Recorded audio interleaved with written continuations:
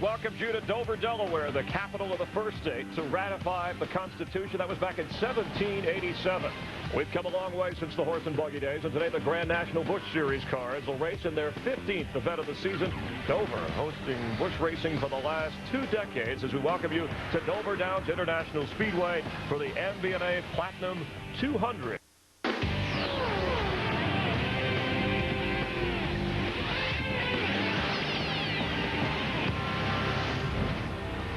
The nation's fastest family of networks welcomes you to Dover, Delaware, right in the center of the first state for today's MBNA Platinum 200, the 15th race in NASCAR's Busch Series for 2001.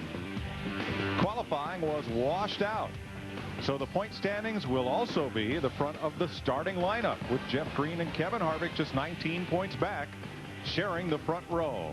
We're set to go racing under threatening skies, so let's go trackside to the editor of Speedway Illustrated, Dick Berggren. Thanks, Mike. About half of practice was washed out, so every team in this field is just guessing on what the best setup might be for today's race. Now, many of the teams have gone back to last year's notes, but that probably isn't going to work. We have much more powerful engines this year, and it's a brand new tire as well. Some of the teams guessed that we were going to have rain and that qualifying would be washed out, and they spent a lot of time with their practice session and race trim. They may be the right ones. They may be the guys to beat. We'll find out in a minute. Let's go to Matt Yoakum. Dick, the top 2 point chasers, Jeff Green and Kevin Harvick, start on the front row. Green and Harvick still seek their first career wins here on the Monster Mile, and both drivers spent Friday working in qualifying trim. While the advantage may go to Harvick, though, because his teammate Mike Skinner worked primarily in race trim all day on Friday, making long runs in an effort to put 1 of 2 RCR cars in victory lane. To Steve Burns. Well, Matt, Greg Biffle and his crew chief Randy Goss won the Truck Series championship, moved up here to the Busch Series, and they've exceeded everybody's expectations. They've already won 2 races. They're third in the points. They've led more laps than anybody. But Greg's crew chief, Randy Goss, is not here. He's at his daughter's high school graduation, Mike. Thanks, Steve. The track is dry following a rainstorm after this morning's truck race. Let's go trackside for opening ceremonies. Almighty God, we are eternally grateful for your goodness and for your greatness to us. We thank you this day for the great Dover Downs International Speedway, and we pray for today's race. We pray for the safety of all the drivers, the crews, the media, the fans, the officials, and we're so glad that we can celebrate this great sport, and we thank you. Amen. Shalom.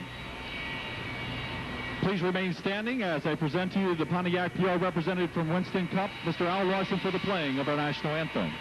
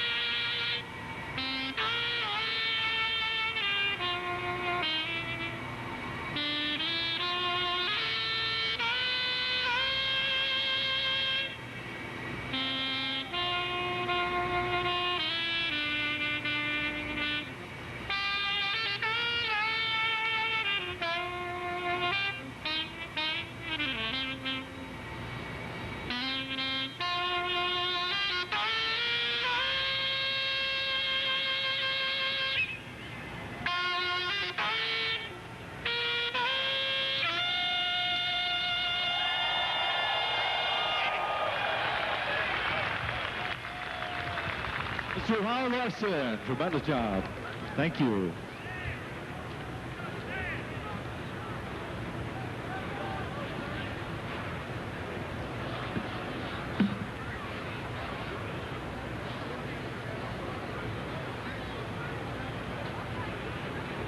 now awaiting the introduction of the Grand Marshal and the command to get this race underway.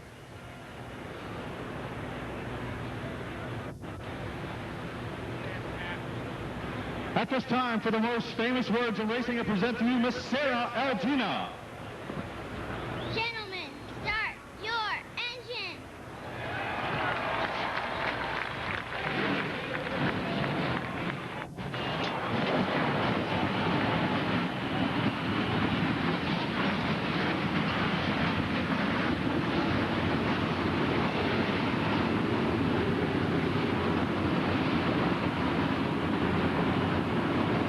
Nice job, Sarah. Her dad, Dave, is the head of MBNA's NASCAR driver credit card program. Hi, everybody, and welcome to Dover. Mike Joy with Darrell Waltrip and Larry McReynolds.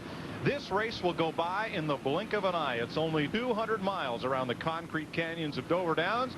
But, Darrell, today, this is going to be a journey into the great unknown. Well, here's what I'm tired of. I'm tired of hearing jet engines run. I used to have engines roaring in my head at night when I slept. Now all these hear these jet dryers. I'm sick and tired of jet dryers.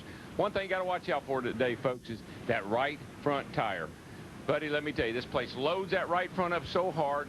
Drivers really lean into that right front, cutting that thing hard left through the corner, puts a lot of pressure on that tire. And the guys will get a little bit brave, let a little too much air out of that bad boy, and what happens in there, Larry? You'll buy you some concrete real estate. But I've never seen, Dick Bergman talked about it, I've never seen so much guesswork, communicate, meetings going on in the garage area this morning. Again, like Dick said, you could always go back to last year's notes, but more power, harder tire makes it hard to do that. So they didn't even know which gear they wanted to pull because more power, with like Cup cars, they're using more gear. So a lot of guesswork, and what my guess is, a lot of cars are going to hit it, a lot of cars are going to miss it. Oh, don't ever say hit it to a driver. No, don't say that. Not here at Dover anyhow. We're about to find out. If you're driving from Philly or Wilmington to the Delaware beaches, you come right through Dover. So we thought a little Beach Boys might be appropriate to get us underway here at Dover. Jack it up, buddy, gonna shock you tonight. It happened on the strip where the road is wide. Two shorts and a side-by-side. Yeah, I'm feeling Jack the Stingray and a 413. They're revving up their engines and it sounds really mean. Jack it up, buddy, shut you down.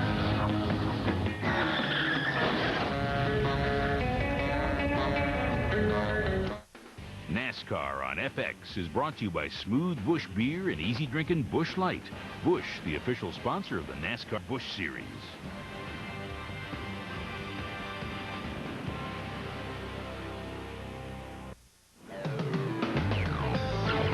Welcome to the MBNA Platinum 200 on FX. We are one lap from going green here under very threatening skies. As you look through our Castrol starting grid, which was determined by point standings and per the NASCAR Busch Series rule book. There were only 43 cars signed in, so everybody starts the race. A journey into the great unknown. Very little practice time, no qualifying, no happy hour. No, and they have the truck race, and then what happens? It rains again, so you got a clean track again, so no rubber to speak of down on the racetrack. We're speculating, though, that NASCAR is looking at this whole situation's been created, and if they don't have a caution before lap 35 or 40, they're talking about throwing one. Let the teams make adjustments on their race cars, look at that right front tire, change tires, fill it up with fuel. We don't need anybody to get in trouble here because of lack of practice time. No, and if it goes 40 laps without a caution, you could own my ranch. Absolutely. You saw the aptly named walkover tunnel above turn 2. They tried 3 times to dig a tunnel under Dover Downs for cars and trucks to get out, but we're close to the seashore, folks, and the water table is very high. Man, I tell you, I take a crawl under to get out of here. Until they put that walkover in, you were trapped in here. You couldn't get out no matter what happened. So if you fell out of the race, you were here for the duration. No, not anymore. All right, we're set to go for just 200 miles as you look through the tail end of the field. All right, let's heat them up. Let's buckle. Let's get tightened up here. We're going to come down. We're going to get us a green flag this time by. You better tighten up. 24-degree banking in the corners, 10-degree on the straightaways. 1 car in trouble normally ends up with 5 to 10 cars in trouble. No passing until you get to the start-finish line. All passing to the right. Green flag, and we're racing at Dover. And go, go, go, go. Dave Blaney's in trouble. Flat left rear tire. He's on pit road. Did not take the green. Boy, and Harvick got off to a terrible start. Matter of fact, he looks like he's not up to speed, actually. The car really is slow. Uh-oh, rain in turn 3.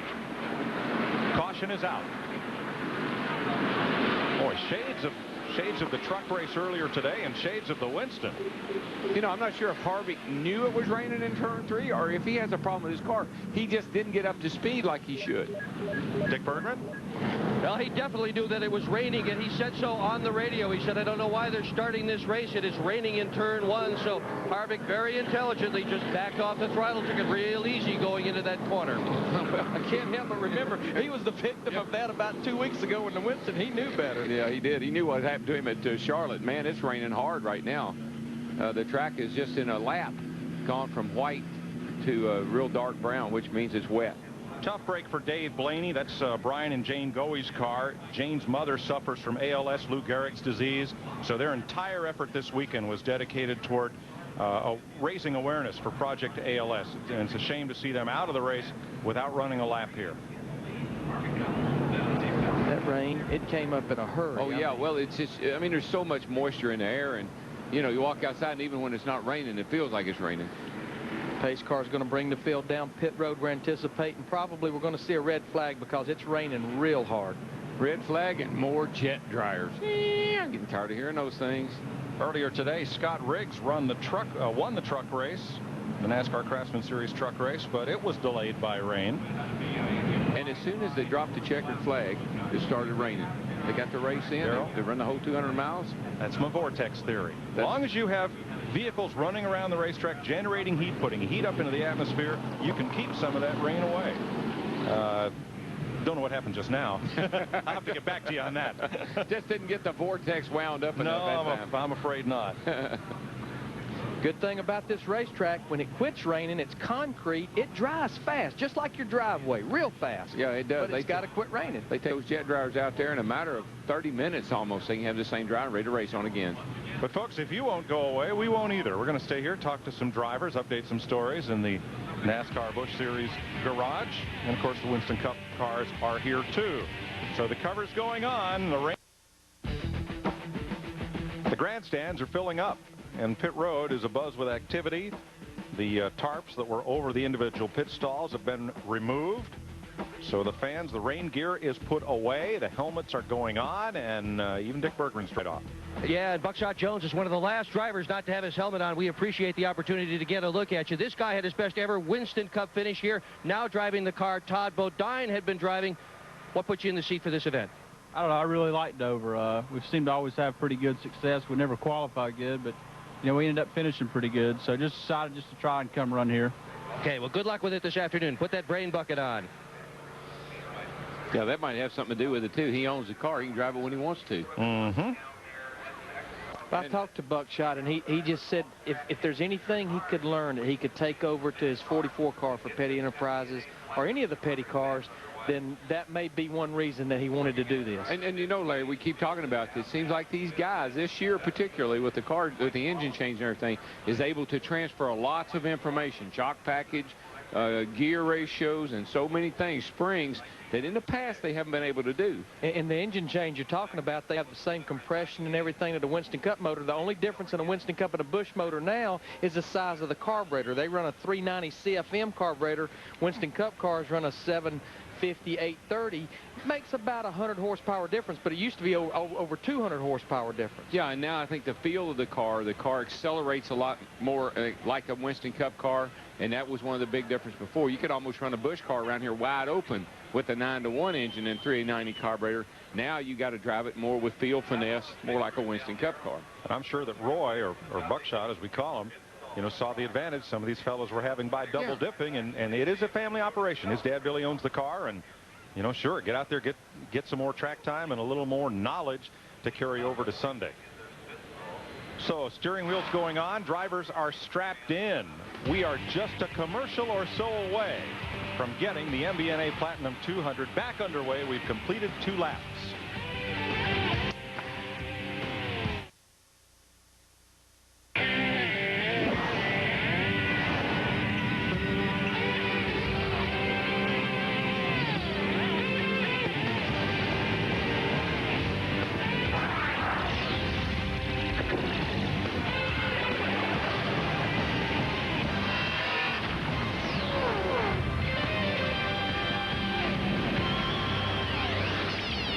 FX welcomes you back to Dover, Delaware, where the skies are not cloudy all day. Bright sunshine fills this 1-mile concrete bowl, and the MBNA Platinum 200 is set to get back underway. We've completed 2 laps under caution and then had a red flag rain delay of now 2 hours and 22 minutes. We've interviewed more than half the field, plus a few Winston Cup drivers and Mike Skinner's dog, Opus. And the field is running. 43 cars set to go 200 laps or 200 miles. We're not sure if they're going to let Dave Blaney start this race. He did not take the initial green flag, and I do not see him in the line. So 42 cars on the track to race 200 miles. In the pit window, 90 to 100 laps. Again, NASCAR's talking about throwing a caution flag somewhere around lap 35 to 40, just to let these teams adjust their race cars. Look at that, especially that right front tire. So I'm not sure, unless it's later on in the race, that would be an issue. The reason for that, folks, is this concrete is so abrasive, and once it's rained and washed the rubber off of it, it's going to eat up the first set of tires. NASCAR, since Dave Blaney did participate in the pace laps, they said he could rejoin the race. However, they have already parked that car. So we'll have 42 cars for the restart, led by series point leader, the Darlington winner and Charlotte winner, Jeff Green. This is a 1-mile speedway. It's banked 24 degrees in the corners, 9 degrees on each straightaway. And folks, if 9 degrees doesn't sound like much, all you have to do is walk or ride around here. This is like racing inside a big serving dish. Well, you can see that, even see the straightaway, even how it's angled down. That's the 9 degrees, and then of course the banking in the turns. This place keeps you busy. You spend 3/4 of your time turning in the corner. Car never gets a break here. Driver never gets a break. Driver. 15-year-old Robbie Blauen from Massapequa Park, New York, is the junior flagman. In fact, for this morning's Craftsman Truck Series race, he was invited up on the flagman stand and was honorary starter for that event. He's been doing this for almost 10 years and aspires to do it full time. Well, he's auditioned long enough. Got my vote. Okay. Field is set for a restart, and we'll be right back for it. This is NASCAR on FX.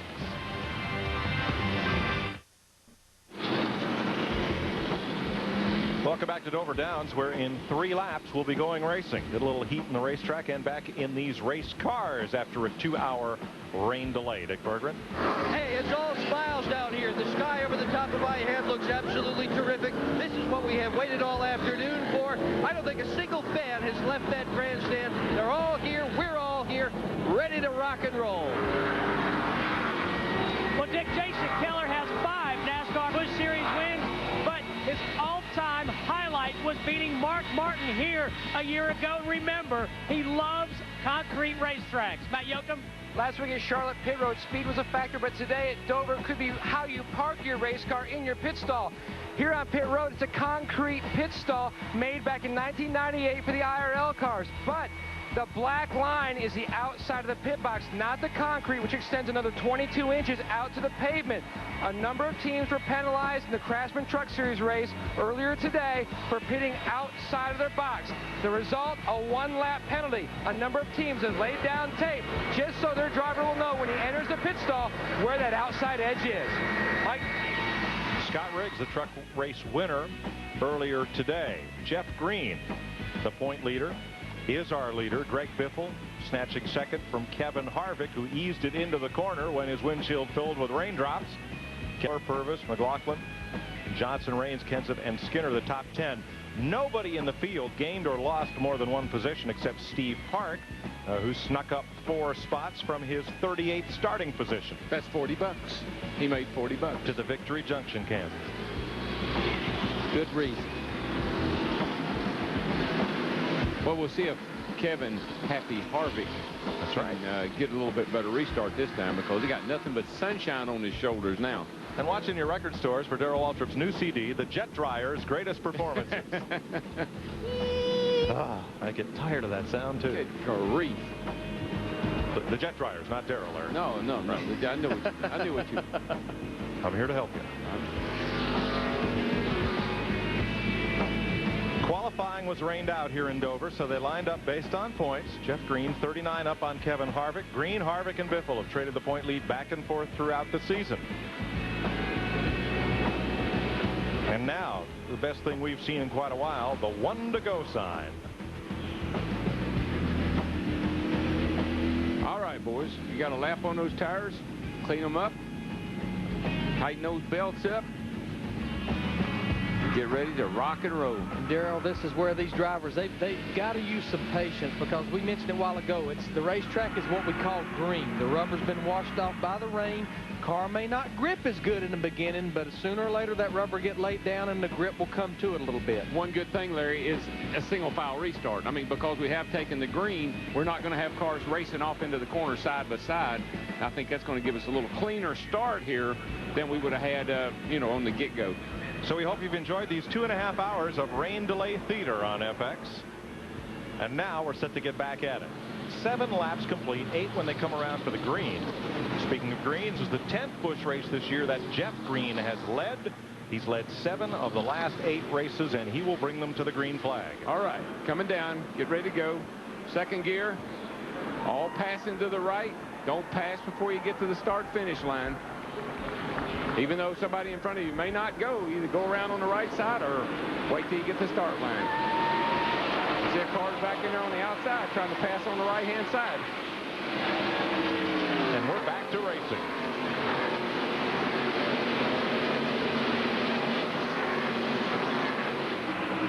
Pretty much clean restart. Clean restart. Pretty much everybody trying to run the bottom of the racetrack. They're getting racy back, man. Clean, but I saw that 66 car plumb sideways off of turn 2 over there. That corner will give you the most trouble because there's no rubber there and it's a little loose up out there. We get to run about 10 laps under green here, and we'll see who guessed best at the setup for today. Boy, right now, most guys are complaining, I'm sure, about being loose because there's just not much grip in the racetrack. Until we get the dirt and the dust, everything's blown off from the jet dryers and the trucks riding around here. There's a residue that comes out of those jet dryers that a lot of guys say makes the racetrack slick. For there's 66 in the wall now. And here 3 more cars pile up. Parker, Lewis, Grubb, and Foyt piles in. Wow. That's exactly what happened. This front straightaway is just so treacherous. Both of them are.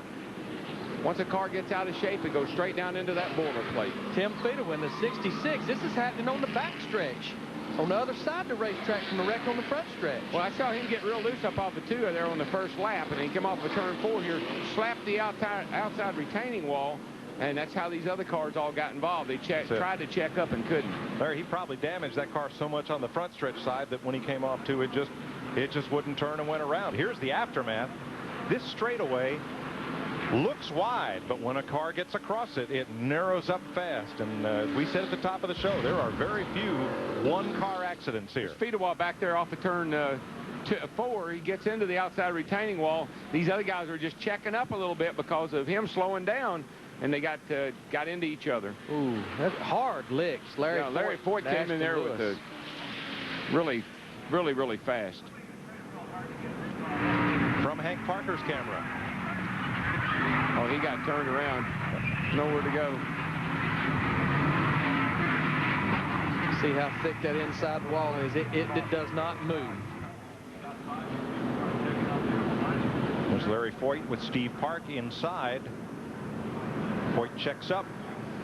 Park gets into the back of him and turns him around and sends him down into the accident, right at the side of Hank Park. Hits that wet grass down there and the car just picks up speed. Actually, has Ashton Lewis, 46. Here's Fedewa. And the initial problem. Back on that in a moment. Kevin Grubb walking away. Fedewa's car was really loose, Mike. Saw him off at 2 over there, and he got in trouble over there. Then he come around here and hit the outside wall. Kevin Grubb, who you heard hoped for a strong day here at Dover. Here again, there goes Fedewa. See how loose he was. Just up out of the groove and slides right into the fence.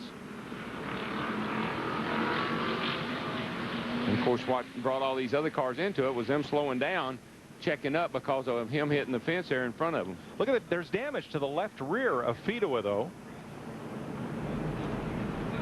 Guys, if you look, whenever he sees the car spinning around here as he comes through turn 2, after hitting the wall off of turn 4, as he hit the wall coming off of turn 4, he actually broke the track bar mount, which keeps the rear end underneath the car. And as it came off the wall, the car is actually just kind of dancing around and driving itself. If you watch right here, he comes into the wall, boom, right there. If you'll notice right at the back, the rear end is kind of running around. See it come out beneath the car on the left-hand side?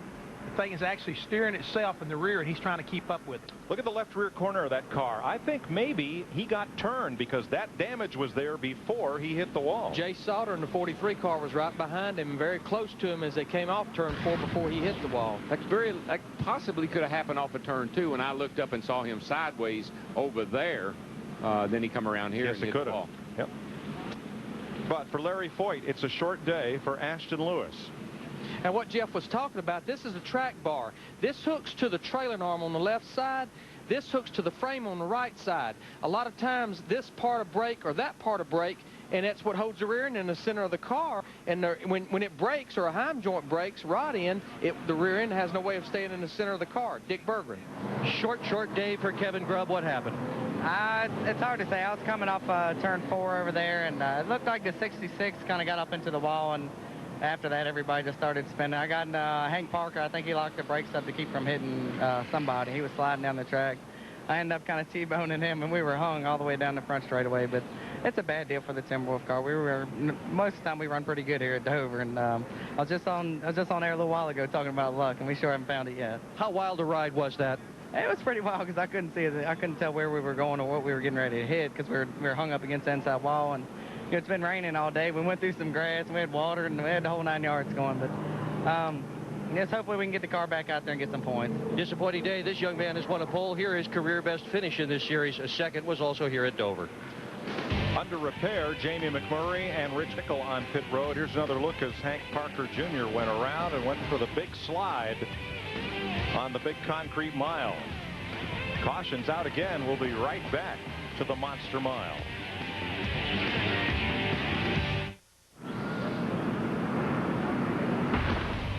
Welcome back to Dover Downs, where tomorrow on Fox Sports Net, NASCAR this morning, then the MBNA Platinum 400 for the Winston Cup cars on Fox at 12:30 Eastern Time, and NASCAR Victory Lane to recap and wrap things up on the net at 9 p.m. your local time tomorrow. Well, let's find out what happened to put Tim Fedewa into that spin. Here's Matt. And Tim Fedewa has climbed from his race car. And Tim, you were saying the track was very loose. Do you feel like it was because of the jet dryer, or maybe you just lost it? Hard to say, you know, it's just slippery, and I was trying to just ease into it and got a little loose, and Jay was tucked right up under me and gave me a tap after I already got loose, and that's all it took, you know. So nothing my fault, you know, whatever. I hate to took my own teammate out and a bunch of other cars, so that's racing, unfortunately. Just not been a very good year to me, and to the guys. I feel bad for them and everybody else who got tore up. But, you know, all you can say is sorry, and try again next week. They're going to try to fix it, and the good news, he's okay. To Dick. So is Ashton Lewis. He has just walked out of the care center, but he's torn up an unsponsored race car. How hard was that hit? The hit wasn't that bad. It's just the damage it caused. It took the car out pretty good. And, you know, we had a good car today. Just kind of biding our time. It looked like Fedewa got in the wall coming out of 4, and everybody started checking up. We came to the inside, and I think somebody spun Hank, and there's nowhere to go, and took us out. But, you know, we're trying out there to learn. We look like we're getting some points and catching up in some points and get some good finishes in there. And then you come here, a place I love, and get taken out early. It's kind of unfortunate for us, but, you know, we'll deal with it, move on. We'll see you next time. We're getting ready to go green. 7 cars are behind the wall as we restart, with Jeff Green leading, Greg Biffle, Kevin Harvick, Jason Keller, and Jeff Purvis. Yep, set them up and try it again. Boy, Biffle's all over the back of Green off of 2 over there. Got a good run at him, but looks like Green's going to pull him down the straightaway. Another single file restart. Boy, Biffle really shoots right up under the back. He got into the back of it right there. You saw Jeff Green with his hands. He was busy. Biffle's going to take the lead and pull Kevin Harvick in the 2 car with him. I think Jeff Green said, the better of this, I'll let those 2 beat on each other. The 3 drivers fighting for the championship started up front, since we started based on point standings, with qualifying rained out. Greg Biffle is the 81st driver to lead a Busch Series race here at Dover. Matt Yoakum.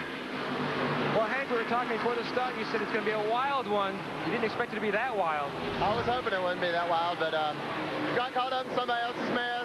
Not any fun, but I just like to thank all the guys at GNC. A lot of them are here today and watching the race. It's unfortunate we're out of the race early, but you know, things like that you just can't prevent. We're going to try to pick it up so we can do in Kentucky. You going to fix it? Can you fix it?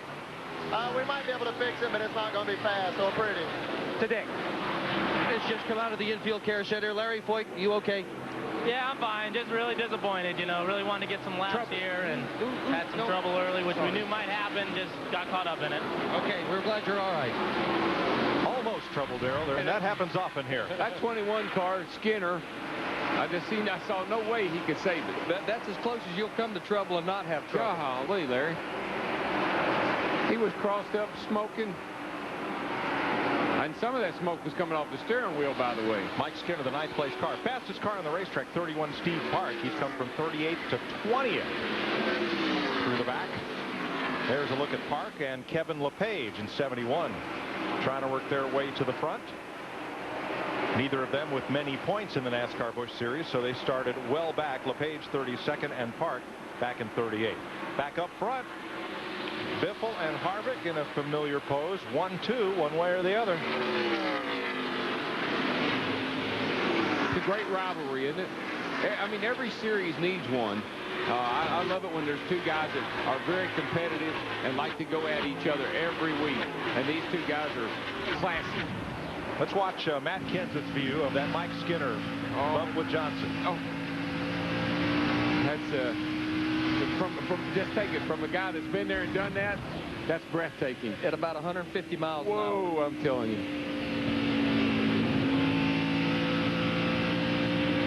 That's when everybody starts hollering, "Oh, you're all right, get your rhythm back." And I don't know if they're talking about driving the car or your heartbeat. I don't know which one. We're watching our leader, Greg Biffle, in that 60 car. A lot of time in the garage here to talk to people. Word on the street, we're going to see him in a few Winston Cup races later on this year. Now, is that to prepare him for Winston Cup or to help his Busch effort? As we've been discussing, that double dipping seems to benefit the drivers who do. I got to believe that's about the future. I believe it is, too. Greg Biffle, your leader. Kevin Harvick in second. Jeff Green third, about 1.5 seconds back. His teammate, Jason Keller, fourth. And two teammates, Purvis and McLaughlin, 5th and 6th. Jeff Hammond.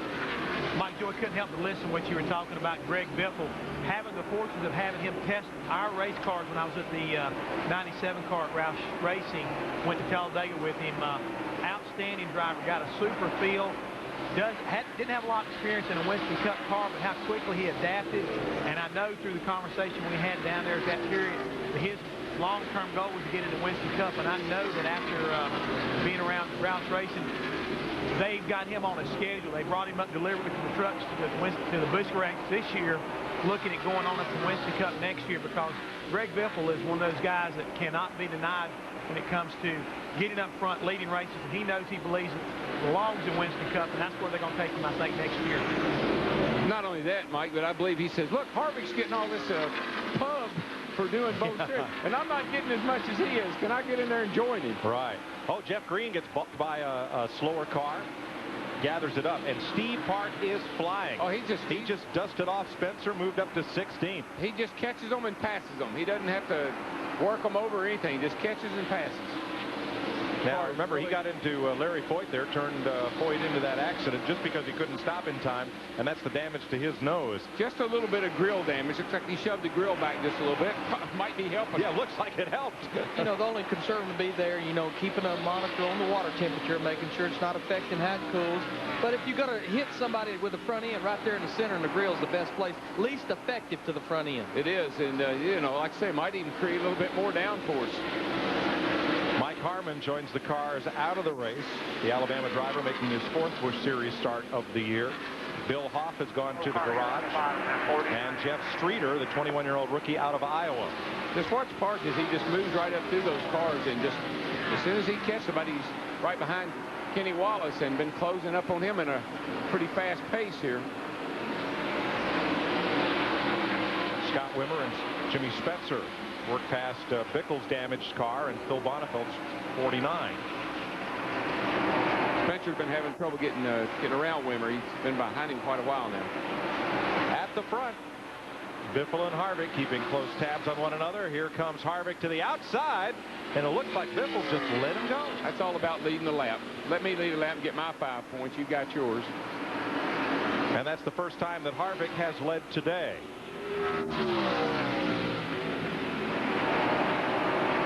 So Kevin Harvick goes to the front. The two big movers of the race, Steve Park and Kevin LePage, as things begin to unfold after a 2.5-hour rain delay here in Dover. We're racing with 33 laps complete. Kevin Harvick leads this race by 1 second over Greg Biffle and 3 seconds over Jeff Green. But in traffic, Steve Park, who's now up to 13th, is lapping as fast as the leader. He is, and you know, he's a candidate for right front tire trouble as hard as he's driving his car. They got it. Everybody knows. And I thought about Harvick and Biffle there. Biffle kind of pulled down and let Harvick go by. There's going to be a caution flag here very shortly for these guys to come in and check the right front tire and change tires if they need to. So there's no need in really forcing the issue right now. Matt Kenseth on the move, pressuring Mike Skinner. That's for 7th place. Need to run, need to run to this caution flag, get in the pits, and let's look at that right front tire. 2480, 25 flat. 2480, 25 flat. Those are pretty good lap times, and we need to get in here and look at that tire pretty soon. Kenseth underneath Mike McLaughlin. Skinner in that 21 car, he was one of the fastest cars in practice yesterday before qualifying was washed out. Again, they took the setup from that car, run down to the Winston Cup garage area, put it on that Winston Cup car. These two teams, his Busch team and his Winston Cup team, really working close with each other right now. All right, let's get to the pits of the point leader, Jeff Green. Jeff Green was the early leader of this event, but right now his chassis is not to his liking. The back end is sliding around. The car is simply loose, so he needs that pit stop. He's 2.8 back. To Steve.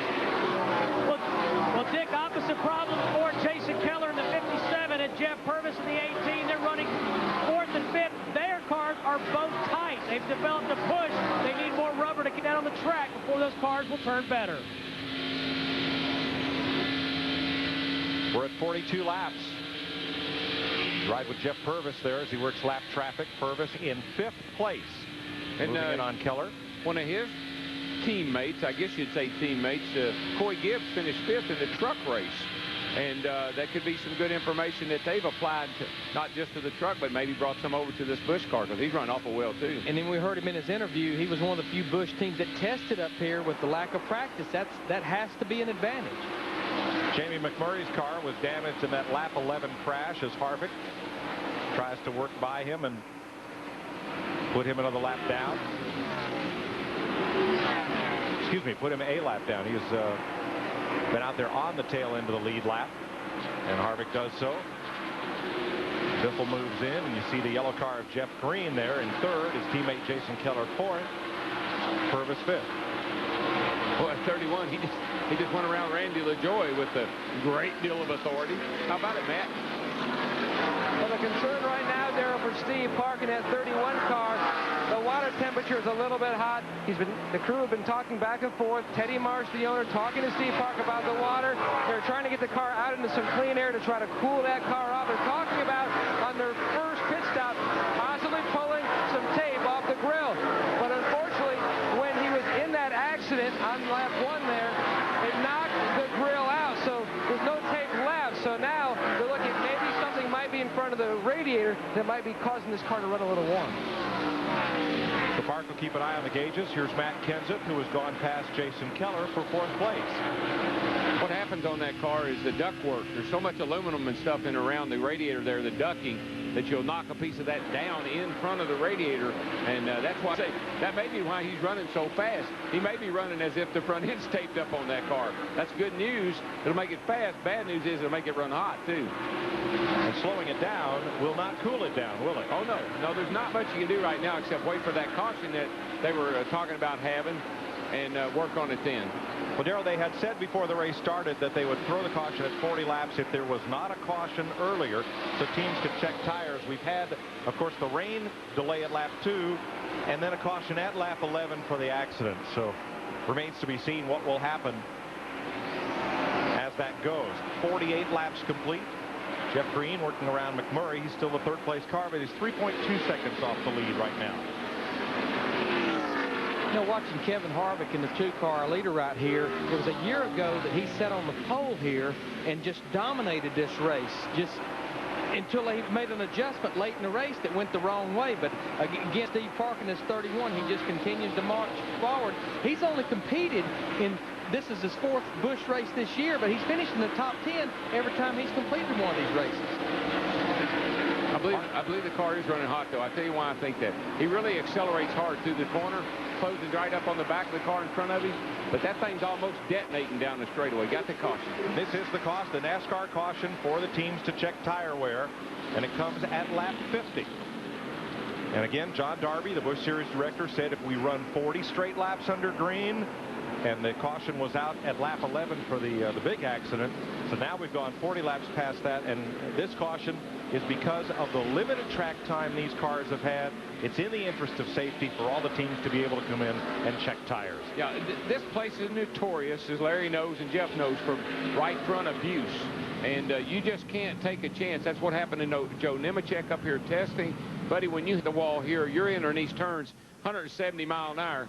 And it hurts. And there's the 36 limping back on the racetrack. Well, by doing that, Darrell, he's going to gain 3 or 4 positions from the other cars that were involved in that accident if they cannot get back on the speedway. He had sheet metal damage, but the wheels all look aligned up, Larry. But they definitely needed to run enough laps to be able to see what the right front tires was going to look like. You know, you couldn't run 20 laps and find out anything. So I think that 40 straight laps, all the leaders, they will be to pit road. It'll be 4 tires, full of fuel, adjustments on these cars. Kevin Harvick brings them on the pit road right here. Hard to believe, blue sky above after a 2.5-hour rain delay. Late getting this one started, but glad to have you with us on FX as the cars hit pit road at lap 51. Been pretty lucky, really. I mean, it rained this morning. Then it quit, and they got the truck race in. It's raining earlier, and now it's quit. We got the Busch race going. And how about down there in the pits, Matt? A 4-tire stop for Steve Park. Same car he had at Darlington, which probably could have won the race, but he had trouble on pit road. This time around, Napa guys and Pennzoil guys, air pressure all the way around. Sadiq. Air pressure adjustment on the number 60 car right now. Jeff Green in the number 10 is pitting. He is going to take 2 turns on the track bar and try and tighten that automobile up. And the first man out is Harvick. Green with an instant stall in the whole place, but he's far from the first out after this first round of pit stops.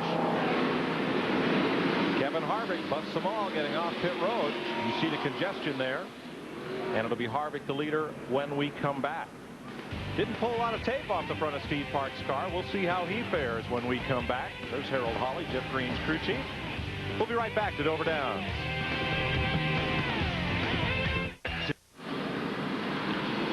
Welcome back to the MBNA 200. Let's recap pit stops first with Steve. Well, Mike, Jason Keller came in. They put 2 turns down on the track bar. The 18 of Jeff Burbers, they put 2 rounds of fight in the right rear. Let's go to Dick Berggren. Well, Biffle has the most unusual problem you can possibly imagine. The pedals are not right in his race car, so when he's on the brake, at the same time, he's also on the throttle. He was spinning the tires down here while he was making his pit stop. To Matt. Well, Steve Park did not lose any positions on pit road. We told you about he has the Napa and Pennzoil guys from DEI, Dale Earnhardt Incorporated, helping pit this race car. He did make an air pressure adjustment, 1.5 pounds down on the left rear, and also a 0.5 pound down all the way around, lowering the air pressure when they start out so the buildup will not be as much. We told you earlier the grill is gone, so they couldn't pull any tape off, and the tires look fairly decent on Park's race car. Well, we'll see if it does not overheat. That's the big thing. This joint here is just this concrete. It just builds up the tire pressure so much more than it even does on asphalt. This racetrack is just like driving down a concrete highway. You get that thump, the thump, the thump, the thump, and it just really works on those tires. So you got to run the pressures as low as you feasibly can to keep them from building up so much. We saw a shot of Park's car where you could look right through the grill to the wheel well, so a lot of air that would be channeled through the radiator gets away. We'll see how that affects him as we go back to green, and Kevin Harvick leads them into turn 1 on the restart. Mike Skinner had a tough pit stop, came in 7th, exited 14th.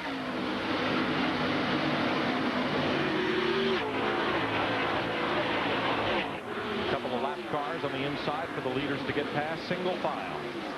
Yeah, Harvey got a great restart, but that 17 car, Matt Kens's, that thing looks pretty fast too, boys. Matt said yesterday that running both the Busch and the Cup Series is not as much of an advantage for him as it is for some drivers, because his Busch car is a Chevy and his Cup car is a Ford owned by a different team, and a lot of the same setups do not transfer over as they may for some of the other double dippers. But I think the biggest thing he finds out, again, Busch and Cup on the same weekend always run the same Goodyear tire. It lets him know what the racetrack's going to do, how this tire's going to react 40, 50, 60 laps into a run. It lets him know what to politic for anyway. Now, Jay Sauter had trouble getting out of his pit stall and down pit road. They pushed him into the Winston Cup garage. Dick? Well, and on Jay Sauter's car, the engine is not running at all right now. A mechanic is in the car, physically, completely in the car. Two more mechanics under the hood. They've been working on the battery. You guessed it. It's an ignition problem. Cutting in and out. Right now, it's cut out altogether. Tough break for Sauter. And that's just, again, lack of track time. You know, if we'd have had a happy hour for these guys, they got some practice, might have caught that, and wouldn't have had that problem in the race. Same thing with Blaney's car. I mean, he broke that track bar on the opening lap. If he'd had practice, he'd have caught that. Riding with Kenny Wallace as Chad Little just ahead. It's a battle for about 15th to about 20th right here in this little group. We say about because they're changing fast. Well, that's the thing. The closing right here again is huge. The guy in front of you lifts a little bit. You're coming so fast, buddy, you don't know which way to go. You don't want to go high, go low, and that's usually what's called ingredients for a disaster. Well, Jason Keller in that 57 car just got passed by his teammate Jeff Green in the 10. Greg Biffle in the 60 goes under, and looks like right now, just watching Jeff Green in that 10 car, remember, talking about his car loose. They made major adjustments. Sounds like several teams were a little bit loose, but DW, I'm not surprised. The racetrack was green. Yeah. No rubber on it. This baby will be loose for a while, and then as it gets rubber down on it, it'll tighten up a little bit, and you'll take that wedge back out. But you've got to keep adjusting the car according to the track conditions. There's Jay Sauter back on the racetrack, and David Donahue back out after a pit stop under green. Dick Berggren.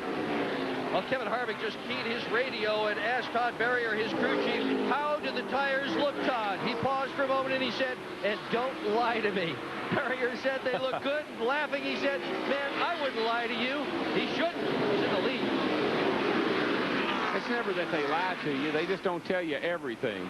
They tell you what you need to hear. But Kevin Harvick, he needs to know that there, because he knows exactly how hard he ran the car there that run, and he needs to know, hey, do I need to back off a little bit, or can I run it a little harder? Randy LaJoie in that 7 car, he's won here twice, pulling Mike Skinner in 21. That's a battle for 9th. Larry, one of the things right now that Kevin is alluding to, as well as Darrell, the confidence that you've got to have in your crew chief to be able to make you feel like you can run the car and do what you need to do without having reservations. That confidence has got to be there from the start. And when you've kind of got a skier like these guys have got when you come to Dover and you know you got to take care of the right front tire, you need to reiterate it's good, or you know you got to take care of it. No, that's exactly right, Jeff. This is no place to not tell the driver everything. Whoa, something happened back there on the back. For Jason Rudd, Ricky's nephew, and that's off the back straightaway. Caution is on the speedway again here at lap 64.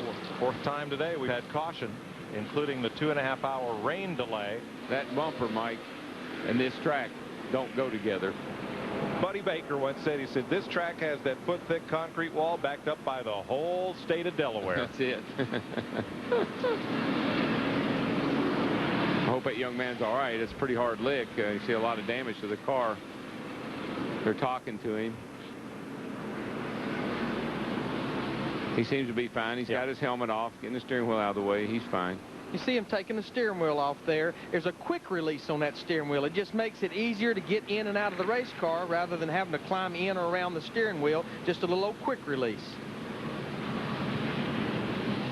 Here's a look at what happened to Jason Rudd.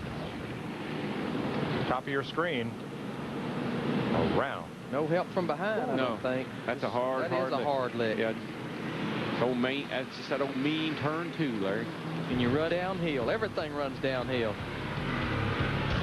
Caution for the 4th time in this MBNA 200. You're watching NASCAR on FX.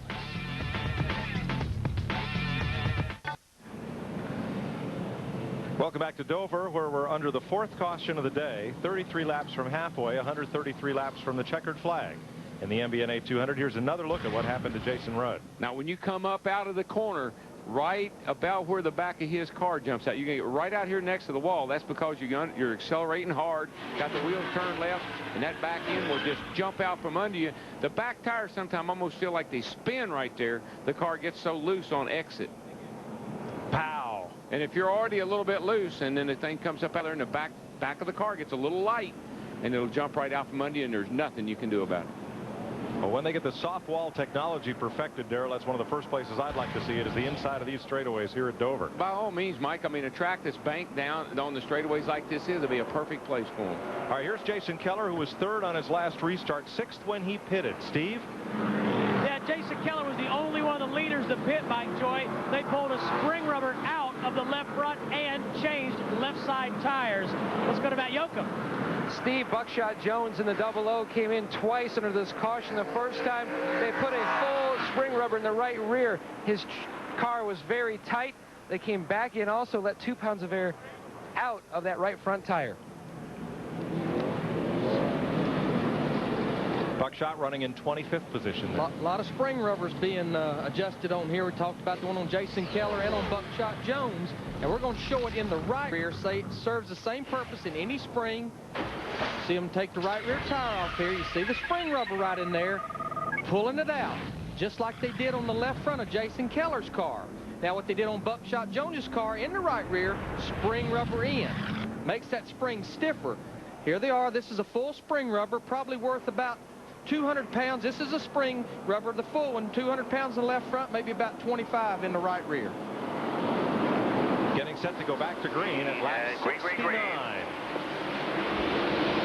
Harvick still the leader, and Matt Kenseth, who has only 6 Busch Series starts at this track, but is 3rd on the all-time leader list here. He runs good here, and he wins here, too.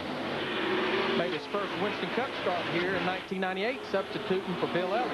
And had an awesome day. I mean, everybody took notice of Matt Kenseth that day. I think that's what got him in Winston Cup. I think Jack Roush said, I like the way that boy looks. No, he likes the way he drives. I don't know if he likes the way he looks or not. Likes the way he looks in a race car. In a race car. He holds a pretty wheel. Did you see Harvick just kind of all loosey-goosey down there into turn 1? And Steve Park continues his march to the front. 5th place. That's what you call 38 on a mission. And wasn't he the one that said you had to stay up on the wheel? Well, he's up on the wheel, folks. Tony Raines trying. He's working on Jeff Purvis. That's Purvis's back bumper you're riding on. And that race is for 6. And we've talked about Tony Raines and his group for the last few weeks. They just seemingly get stronger and stronger as the season goes on. A lot of bad luck in the beginning of the season. Big wreck at Daytona back in February. But they just keep on keeping on here as we keep getting into the season. Oh, he's definitely my candidate for most improved. That whole team is. They've just done a great job over the last several weeks. Helton Sawyer, Mike McLaughlin battle. That'll be 10th place. Sawyer takes the spot. Scott Wimmer trying to follow him up through underneath. Just wouldn't want to get hung up on that outside right now. I mean, you're going to lose a lot of spots. You're going to kind of freight train right on by you. And that's what's going on with Mike McLaughlin right now. There you see Jimmy Spencer in the 1, David Green in the 34. They just kicked him up to the high side. Just not enough grip up there. You can get up there and run, but you just can't be aggressive. Around the bottom where the rubber is and the track, a little more aggressive down there. Kenny Wallace, the Briggs & Stratton cam, looking ahead at Chad Little, and that's McLaughlin getting freight trained up on the outside. Larry, it's gotten a little cloudy again, but unlike an asphalt track, clouds in, sun, those kinds of climate changes doesn't seem to affect this concrete like it does a black asphalt track. That's the one thing I did always like about it, DW. It seemed like unless it was a big temperature swing, I'm talking 30 or 40 degrees, it was pretty predictable. Again, the rubber laid down on the racetrack would change the racetrack, but pretty much it wasn't as temperature sensitive, especially from where we were last week at Charlotte Motor Speedway. Yeah, the most sensitive. Boy, Mike McLaughlin has dropped 12 spots now as Hamilton Jr. and LePage go by. He gets a spot in line, but Marty Houston's going to go to work on him there. Just can't get the run off the corner when you're on the outside. Like, can't get back to the gas quite quick enough. People just keep driving under you and by you. And Skinner makes a power move past Tony Raines on the outside for 7th. A lot of times that's a gimme. a guy will just say, you're out there, you got a little more steam than I do. I don't want to race you, and they'll give you the line and let you go by. A couple of things going on here. We talked about track temperature and how less sensitive the concrete is. We started the race, it was 79 degrees. Now it's only 1 degree cooler at 78 degrees. But I got to believe all the crew chiefs, all the spotters, they're watching these guys. It's a 200-lap race. We're at lap 76. They know in 24 laps it's an official race should it rain halfway. McLaughlin's out. He's in trouble down here in turn 4. He just went way up the racetrack and trying to get into the pits. Matt, what's wrong? Mike, he was going to pit this time by. He was reporting a vibration in that 20 car. McLaughlin said the vibration is getting worse, and he's now down on pit road. They get out of the throttle in turn 2 after the pack went past him. Listen, I'm not so sure that, right side tires only.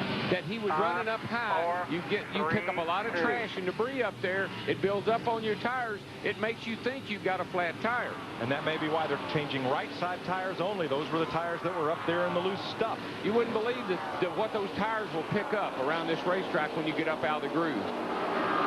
He pulled a spring rubber out of the right front as well while they were there. Here comes Greg Biffle. He knows the skies are getting dark here behind Jeff Green in that 10 car. Right on the bottom. Yeah, and back in the gas too, boy. That's where you make time here. Is when you can drive in. Don't overdrive the corner. Don't drive it down there so hard, but pick that throttle up early and accelerate forward from the middle off. That's how you run here. You just really get back in the gas and hold it wide open all the way up off the corner. That's when you got a good race car. Look who's coming after him. Steve Park in 5th place, closing in. He's got Jay Sauter in between himself in that 3rd, 4th place battle. And I mean, Park is just driven to the front, from the back to the front. And you remember, $10 a car that he passes, and he's made some cash in a short period of time. And he's been complaining about his pit crew in the 3 races that he's run this year. They gave up no positions on pit road. He came in 10th, went out 10th. They've done the job. And Mike Skinner, who lost 7 spots on pit road, has gained all 7 of them back on the racetrack up to 7th place. Dick? Well, McLaughlin's got a broken wheel under here. The crew did not want us to see the wheel, but the center of the wheel is actually broken out. So when NASCAR says you got a vibration, bring it in, it won't fix itself, that's the kind of stuff they're talking about. Ouch. Now, did it break because of fatigue or a wheel failure, or were the lug nuts loose? And normally, most wheels that I've seen broke before like that in the center part, Darrell, it's because lug nuts. More than one lug nut was didn't have all the lug nuts tight. Mike McLaughlin has lost 2 laps as a consequence. Kevin Harvick leads Matt Kenseth, who is second at Dover Downs only to Harry Gant and Ricky Craven in the number of Busch Series laps he has led here. And he's only run 8 races here. 83 laps complete. And we'll be back with more NASCAR on FX and the MBNA 200.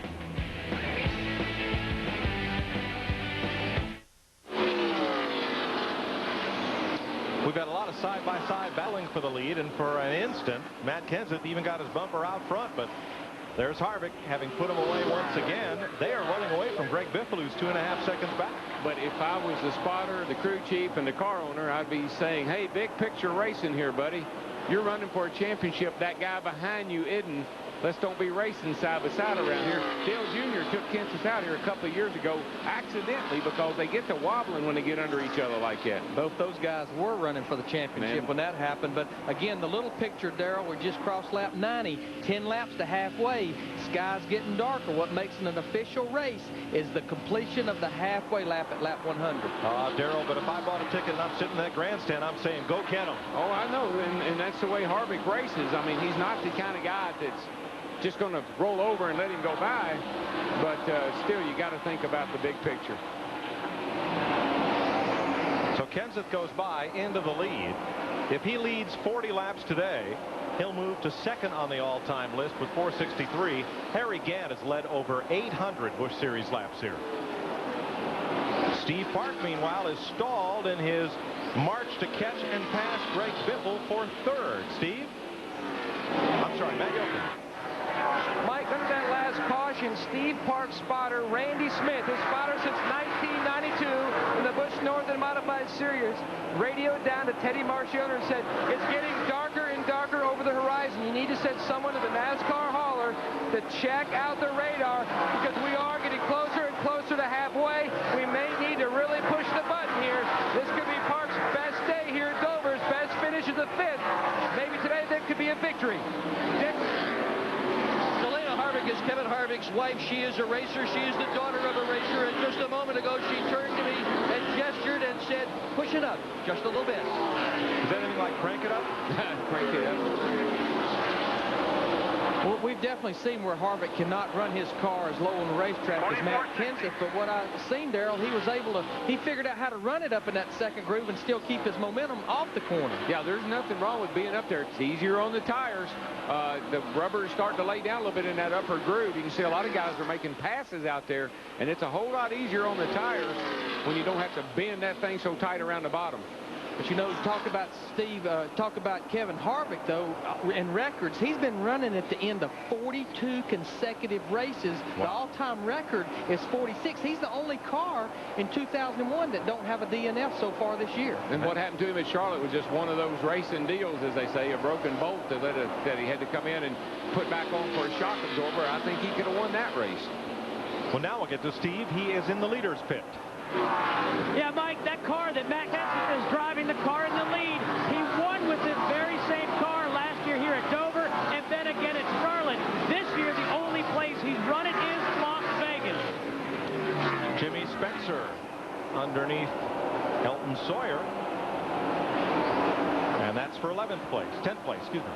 You know, I'm watching Harvick, our leader. There's Spencer in the 98, but I've been watching the leader here, and Harvick has moved way up on the racetrack now, kind of in that almost Harry Gant groove, not quite, and closing back up on Greg Biffle, or I'm sorry, Matt Kenseth. Right Get now, all this right in a minute. He's maintaining about the same speed. In fact, a couple laps, he was just a tick quicker than Matt Kenseth. So he's figured it out. But that's a good race car driver, Darrell. You move that car around where it wants to be run, and will perform the best. Yeah, it's nothing that the crew can do for you. If it's pushing or loose, it's up to the driver to get the most out of it, and that driver has to find the place on the track where it works. And I hope Harry's watching, because this used to be his racetrack. When it was asphalt, he would run it right up around the rim. One year, they even thought they might not paint any signage on the wall because Harry just scrape it off up there between 1 and 2 and 3 and 4. Oh, yeah. On the top of the racetrack. Boy, we got a battle for 6 here. Jeff Purvis in the 18, Mike Skinner in that 21. He's going to take the position down the backstretch, and we're coming to halfway. That will make it an official race. And the happy sigh goes up all up and down at the top row of the suites in the commentary and officials box, because we're halfway and it's only taken us 4.5 hours. What I miss most about this track not being asphalt is when we used to run around here, run the high groove, low groove, wherever, and smoking the tires. I mean, this was one of those places where you'd swear there was something wrong with the car. The tires would be smoking so bad from digging through these corners. But I always wanted to see that right rear smoking just a little bit. I never wanted to see that right front smoking, because that meant that car was pushing and not turning. Richard Petty could smoke a left front tire. Now, it's the only guy I ever saw that could do that. 24 of the 43 starters are on the lead lap. We have 7 cars in the garage, make that 9 cars in the garage area at halfway. And a couple more running that have been damaged earlier in the race. So the attrition fairly high as you watch Matt Kenseth 1 second out in front of Kevin Harvick. There are the drivers out of the race. Half of them went out in the lap 11 crash, triggered when Tim Fedewa got into the wall. Fedewa is out there still running. So we're just past halfway. Kenseth, Harvick, Biffle, Steve Park from 38th to 4th, and Jeff Green, the point leader and pole sitter, 5th.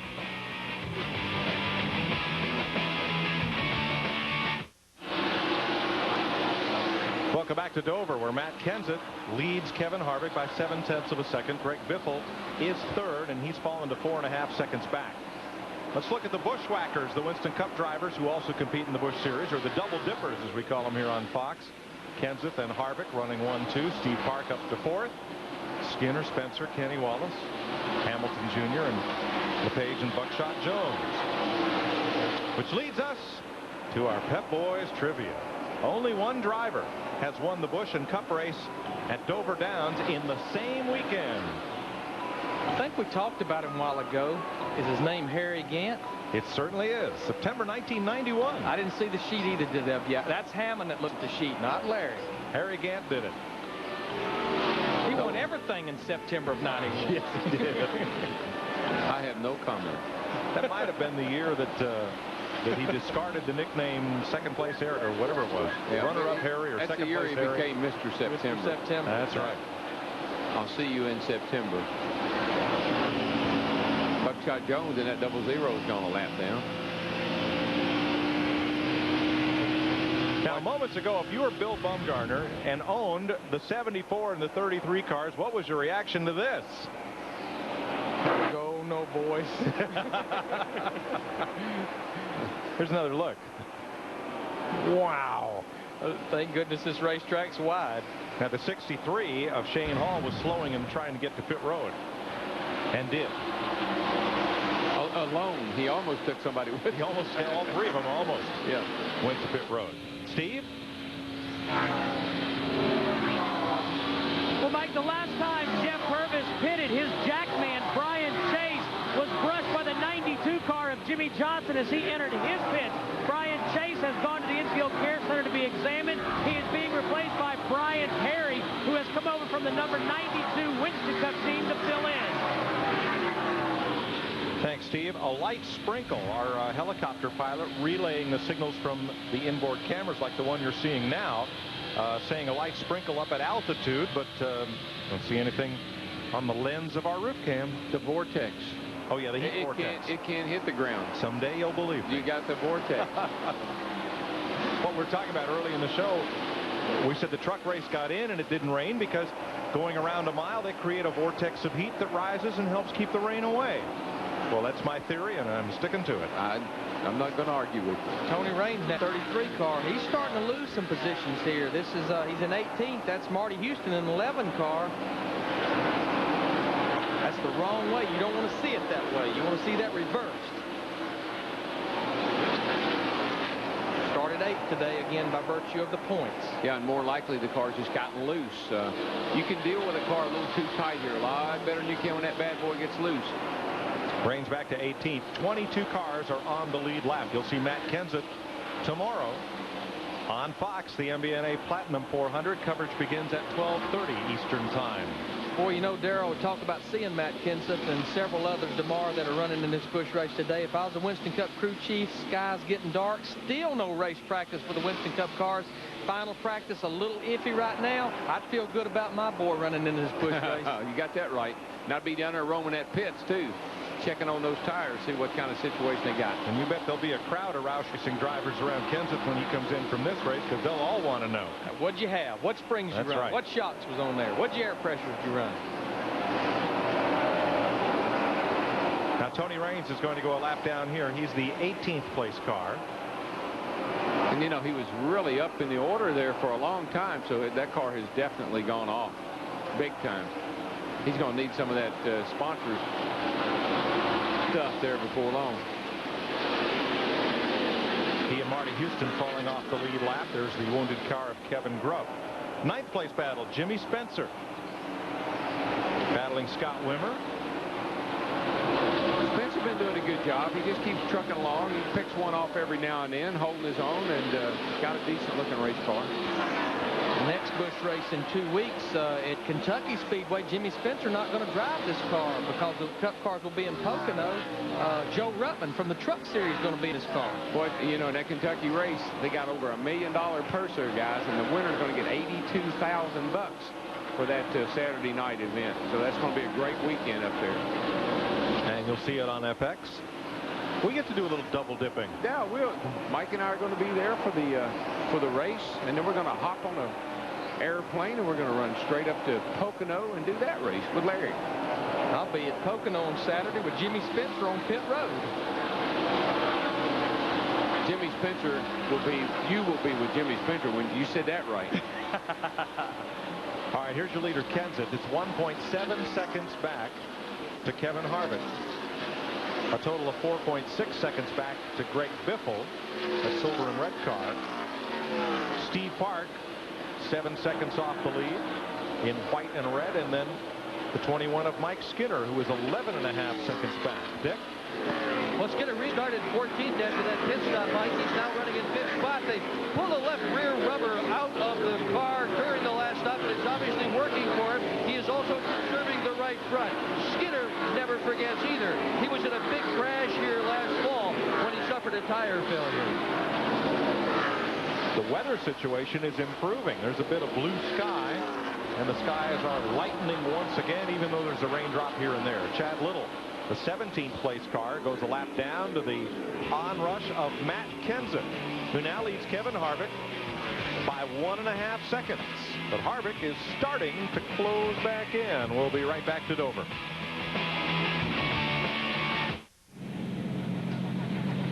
Rain is beginning to fall once more at Dover Downs, and at lap 127, 1 lap ago, caution is out for the 5th time today. Now remember, we're past halfway. Jimmy Spencer, though, on the lead lap, he was in 9th in the 1 car. He's on pit road. A lot of the guys at the back of the lead lap pitted, Darrell. A lot of them at the front, looking at the sky, looking at the watch, thinking about darkness, seeing the rain, decided to stay out right now. Yeah, if you're to back, I mean, you come in now. Then if it goes back to green, the guys in the front will have to come in, and then you're back in the front. So it's a gamble, but it could be a good one. Now Elton Sawyer slid through his pits on the slickness there of pit road.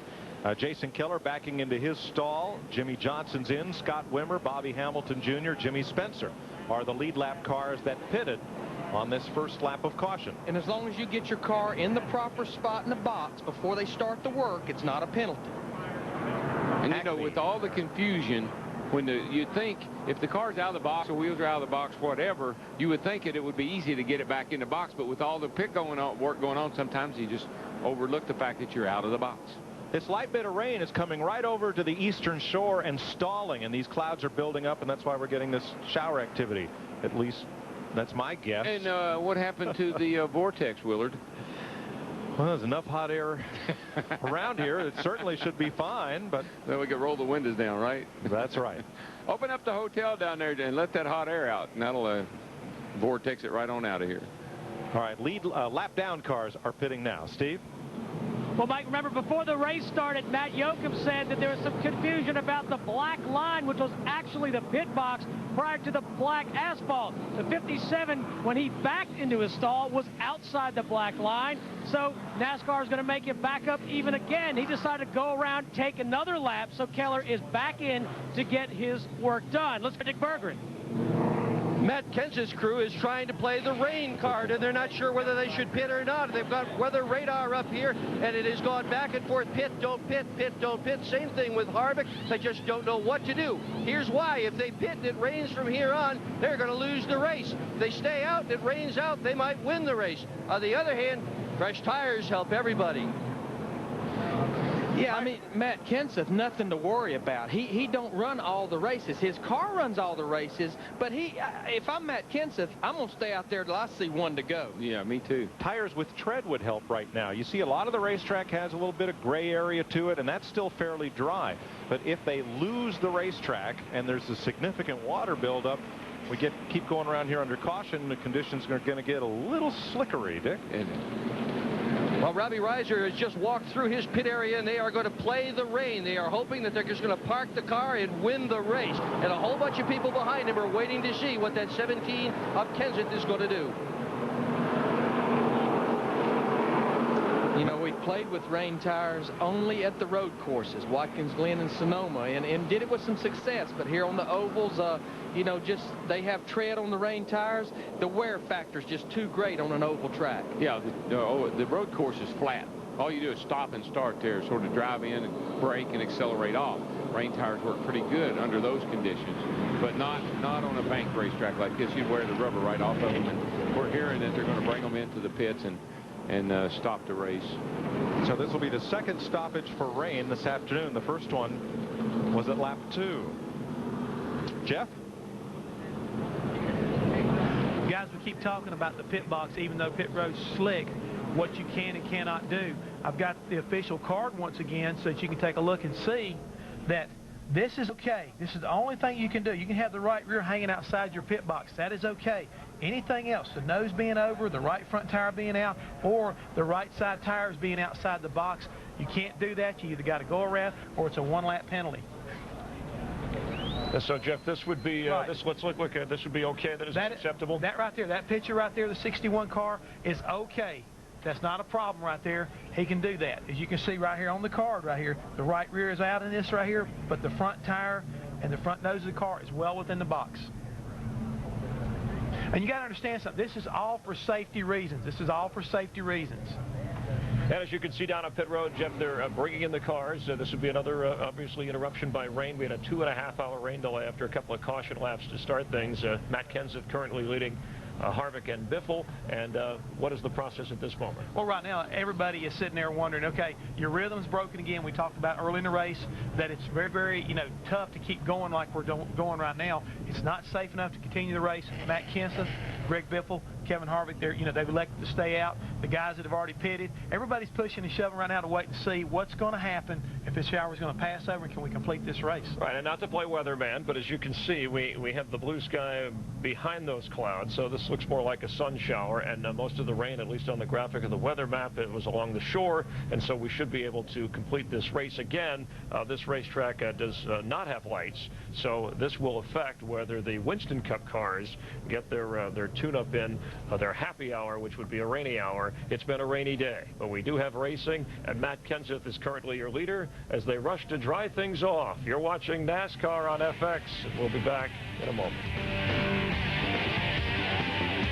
Hunter, there's a look at Greg Biffle. Was on our pre-race show, and he talked about the rumors about him leaving Roush Racing. He said no way, but there may be another driver, and he's the guy leading currently, whose name has been tossed around about maybe going to Richard Childress. There has been a lot of speculation that Matt Kenseth may be someone who may be ready for a move, and whether or not that's going to happen would be real interesting. I know that Matt has not been as happy as he'd like to be as far as working with Roush, but he is, probably ready to either move on or, get to winning. I know that's what he really wants to do. He wants to get on a winner's deal. Right now he's in the lead, Matt Kenseth, 131 laps through. As we look at Jimmy Spencer's car, what are they doing here, Jeff?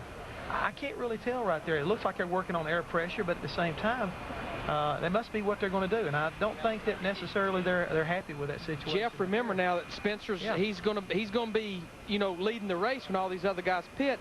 The guy this is a tire guy. He don't have an air tank with him. He's letting air pressure out of this right front tire. I think they're getting set up for this last 60 laps, possibly for the car being too tight. Well, I'm just kind of surprised right now that NASCAR's allowing them to do that out there on pit road. Why is that, Jeff? Is there a rule that... I mean, like I say, that's a good thing for them, but I just don't think that if I was one of the other teams, he's already made his pit stop, and yet he's still making adjustments to the car. And you do what you got to do. If I was Johnny Allen, I'd be doing the same thing if that's what I needed to do to win this race. And we are just about, looks like, getting ready to go as the drivers are in place. Jeff, Derek, go ahead. Yeah, sometimes when they stop the cars on pit road, the one thing they will allow you to do is check your tires. I agree with that, Darrell, but you think about it like this right here.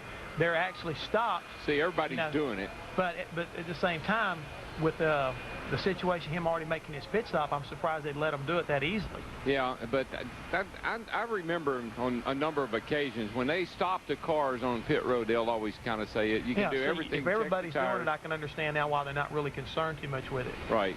I know sometimes in the past, and Larry will tell you the same thing. They'll tell you, you're not allowed to make any adjustments to the car. It's probably the reason why the guy was running. They weren't prepared for it. All right, let's get on to Dick Bergen, who's with Harold Holley, and he'll help us out on this. Go ahead, Dick.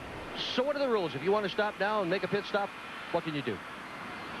Well, we just need to free it back up where we started the race. We started the race pretty loose in that first about 36 green flag laps. And, we over-adjusted a little bit and got it pushing the right front. We know what pushing the right front does here, so we just didn't want to blow a right front tire out, so we took it kind of easy there. But I think I know where we need to be at. We're going to go back to where we started, and track bar was a big adjustment on that last stop, so we're going to go back to where we started. What can you do while you're sitting out here under the tarps? What will NASCAR let you do to the race cars? Nothing. Can't even check the tire pressure? Nah, holler back and forth to your driver if you get too close. They'll slap you on the hand for that. Yeah, there's a couple of guys taking tire pressures that we're seeing. Is sure that's okay? Well, before they send you back out on the racetrack, they'll let you check them. But while we're just sitting there under the rain delay, you're not supposed to touch anything on the race car. Okay, well, you're going to get a good chance to check them because those 4 tires are coming off that race car. All right, thanks very much. But, Jeff, we just saw somebody adjusting some tape, so some people are stretching. I told you, all bets are off. All right. We'll keep an eye on things. So the cameras are everywhere. We're in a rain delay. We'll get back to finishing things up if the weather cooperates. And thank you for staying with us. You're watching NASCAR Busch Racing on FX from Dover, Delaware. FX welcomes you back to Dover, Delaware, located between Philadelphia and Baltimore. And that might be a Baltimore Oriole. And we're approaching the dinner hour. Hopefully, you've already eaten. What's that old? The early bird gets less sleep, I think is how the expression goes. That bird's been around a while because it's been 4 hours plus our second rain delay. We're getting ready to go again as the skies are cooperating for the moment. Let's go back upstairs. Mike Joy, Larry McReynolds, and Darrell Walter. We've had amateur meteorologists on this show, ornithologists on this show. What's next? Now, even though we're back under caution, we see the leaders did not come to pit road. Pit road is closed right now. I won't even go there. Pit road is closed right now because they're trying to drive pit road. But those 8 cars will be on pit road. But you know, we talked about 8 fast cars, 8 slower cars. One car that did pit had been consistently in the top 5 was Mike Skinner in that 21 car. He's already been to pit road, got his 4 tires.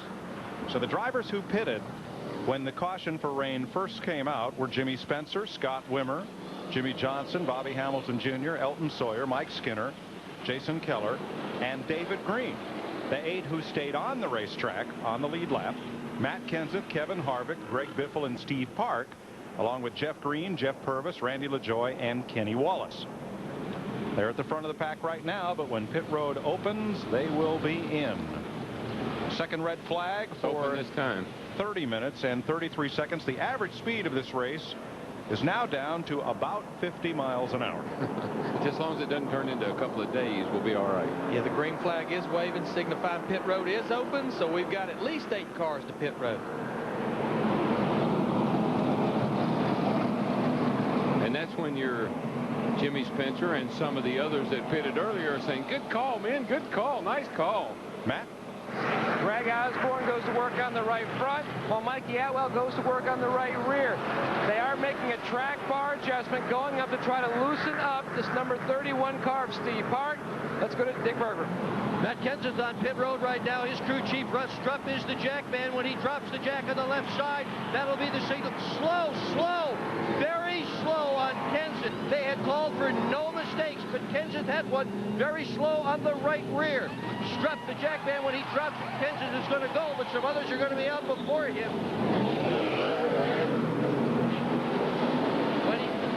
He'll drop a couple of spots there. Jeff Green got out ahead of him. So did Rich Bickle or excuse me, not Bickle, but Greg Biffle and Jeff Purvis. And there's the man that won the battle off pit road, Kevin Harvick, in that 2 car. That group gives him great pit stops every time he comes to pit road. Got a long way to go to get to the front. He's now the 9th place car.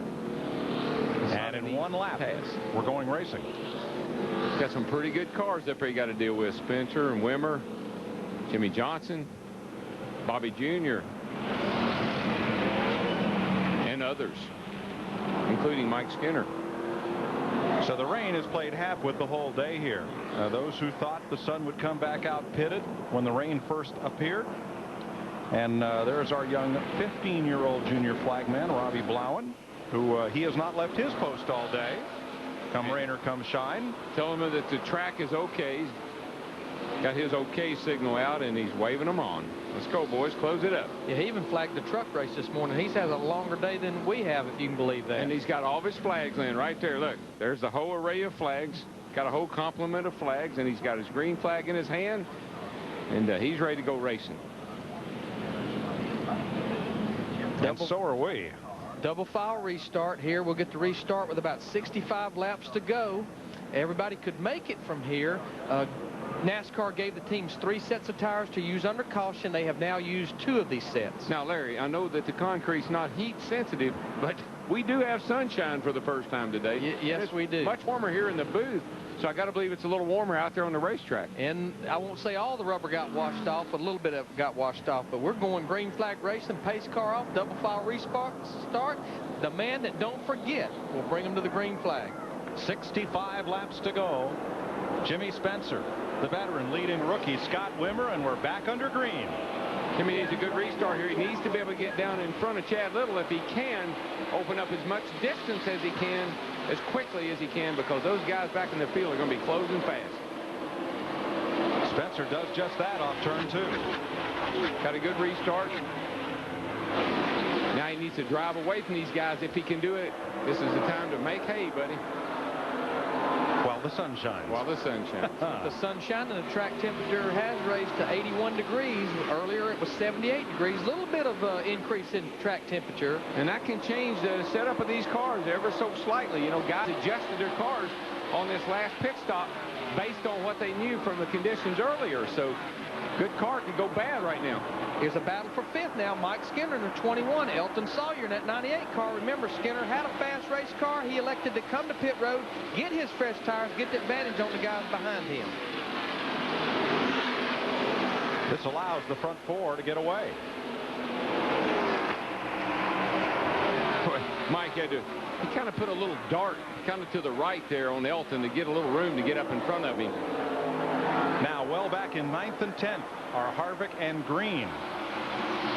And again, these are all good cars back in here, and you're not going to just drive around them. It's going to take a little time to get them set up and get past them. Matt Kenseth, after that tough pit stop, 13th.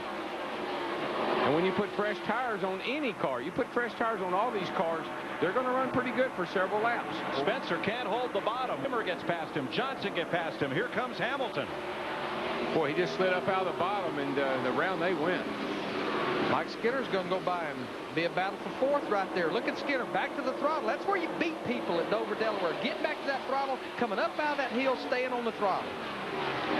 Scott Wimmer, the rookie, is the new leader. Well, we heard his crew chief say, yeah, I think we might be able to pull this thing off if the kid can do it. Trying to bring Bill Davis's team to victory for the first time this year. A talented little guy. I mean, I saw him win a couple of ASA races last year, and been doing a whale of a job for Bill Davis. Got a pretty fast little hot rod there, too. He's trying to put Chad Little in the 74 car back a lap down. He was on the tail end of the lead lap. He's in 17th spot. Now, the trouble for Matt Kenseth and the rest of these cars that just pitted, as he battles Jeff Purvis, this is for position, it's for 12th. Not only do they have to beat the cars that pitted ahead of them, they have to beat the lap down cars that restarted up in front of them double wide. They've got to go through all that traffic to get up to the leaders. It makes it tough because they want to run the bottom of the racetrack through the corners as well. Well, there's about a turn difference. The cars are coming off the 4 when Kenseth and Harvick are going into 3, so they're about a turn ahead of those 2 cars. To Dick Berggren about Jeff Green. Jeff Green got really lucky on that rain. Look at this. This is his left front tire. A little tiny piece out of that left front tire. Had the rain not happened, had the caution not occurred, had he not come in and changed, it could have been a big problem for him. Wow. Right down to the cords. Chunked that baby. This is the 5th race that Scott Wimmer has led this year. Bill Davis has quite an eye for talent. Jeff Gordon being one of those that he brought to the forefront of this sport, up to Busch Grand National Racing, lost him to Rick Hendrick. I'll tell you right now, Chad Little's working on him, trying to get back around him, though. And he doesn't need that. He doesn't need for Chad to get it back in front of him, because that could hold him up, and he's really loosening him up as he comes off the corner. Chad Little is 17th. The first car 1 lap down. Ooh, and he's tucked right in there. Oh, yeah. Boy, that makes you loose on exit. Gets that air up off the back of that car. Trying to rattle the rookie. And Wimmer may just let him go, but it may cost him the lead. The problem with that is can you get back down in line? And obviously you can't. Jimmy Johnson in the 92, Bobby Hamilton Jr. in the 26, and Mike Skinner in the 21. They got Scott Wimmer on the high side. They're going to kick him all the way back to about 3rd or 4th. Jimmy Spencer in that 1 car, look at him, gets all over the back bumper of Mike Skinner in the 21. I think Spencer's car was just too tight on those new tires on the start. His car could get better as they go along here, and the pressure would build up a little bit. And remember, we saw his tire guy letting the air out of the right side tires. You're right, Darrell. Took a few laps for that car to come in. The fellows who love seeing this are Kevin Harvick, Jeff Green, and Matt Kenseth. There is Kenseth working over Green. There's traffic ahead. Marty Houston on the high side. So they get back to single file entering turn 3. Now they're a half a turn behind. Exiting turn 4, the leader is. They were in the middle of 3 and 4. So they are definitely making time. And Biffle's right there with them in the 60 car. Jimmy Johnson is the 5th different leader today. That Herzog Motorsports 92, but Hamilton Jr. right there with him. First and second place right there, and Bobby Hamilton Jr., you know, he's picked up the ride in the 33 car for Andy Petrie and doing a great job. Now he's trying to loosen Johnson up. He's definitely all over that rear bumper. You can see when they come off the corner, Johnson get a little bit squirrely there. Well, that Dr. Pepper car has been fast all year long. They've had problems with closing the deal. They get down near the end of the race and they've had a lot of problems.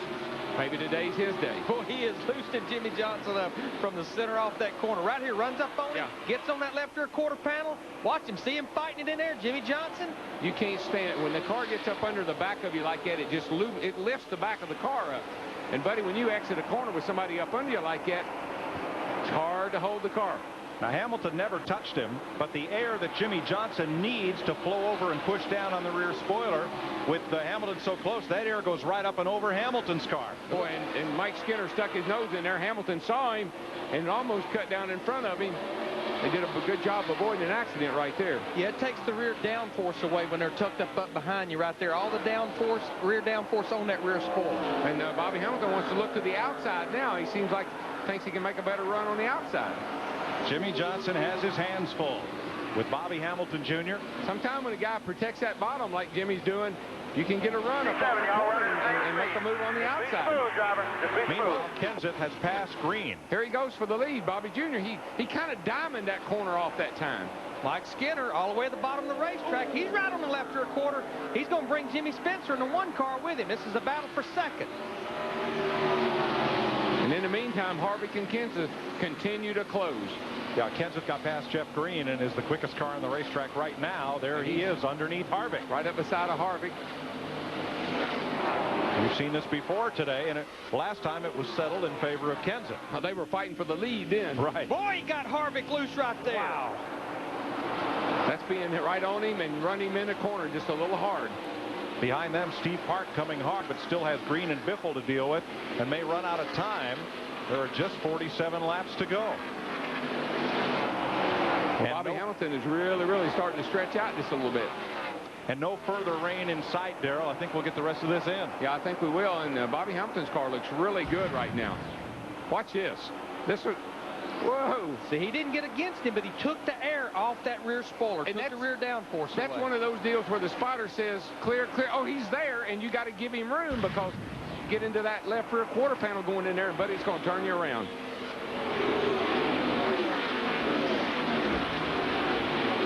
Bobby Hamilton Jr., the 8th driver to lead this race. 46 to go here in Dover. This is NASCAR on FX.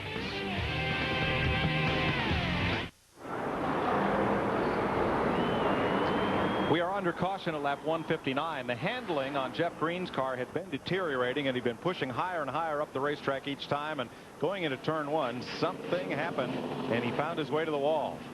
So he gets under caution.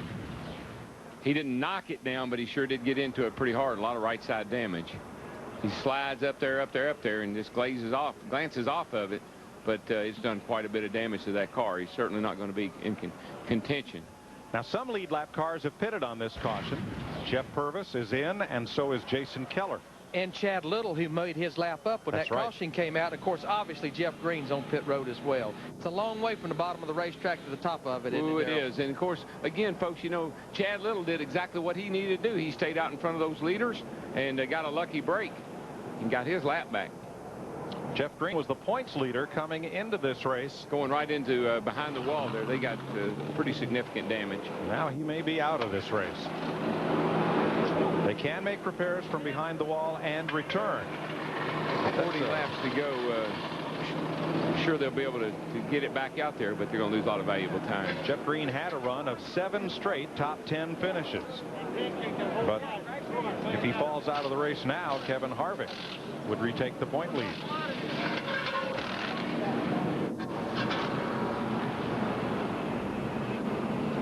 Well, Harvick had, you know, some bad luck last week at Charlotte.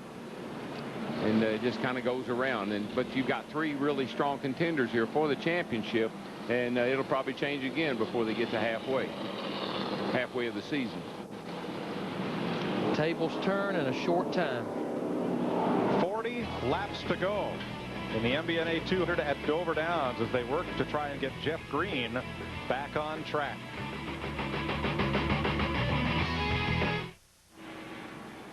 Welcomes you back, getting ready for the conclusion of the MBNA 200. But tonight on FX Saturday Baseball, Tony Clark of the Tigers go up against Maglio Ordonez and the White Sox in a clash between AL Central Division rivals.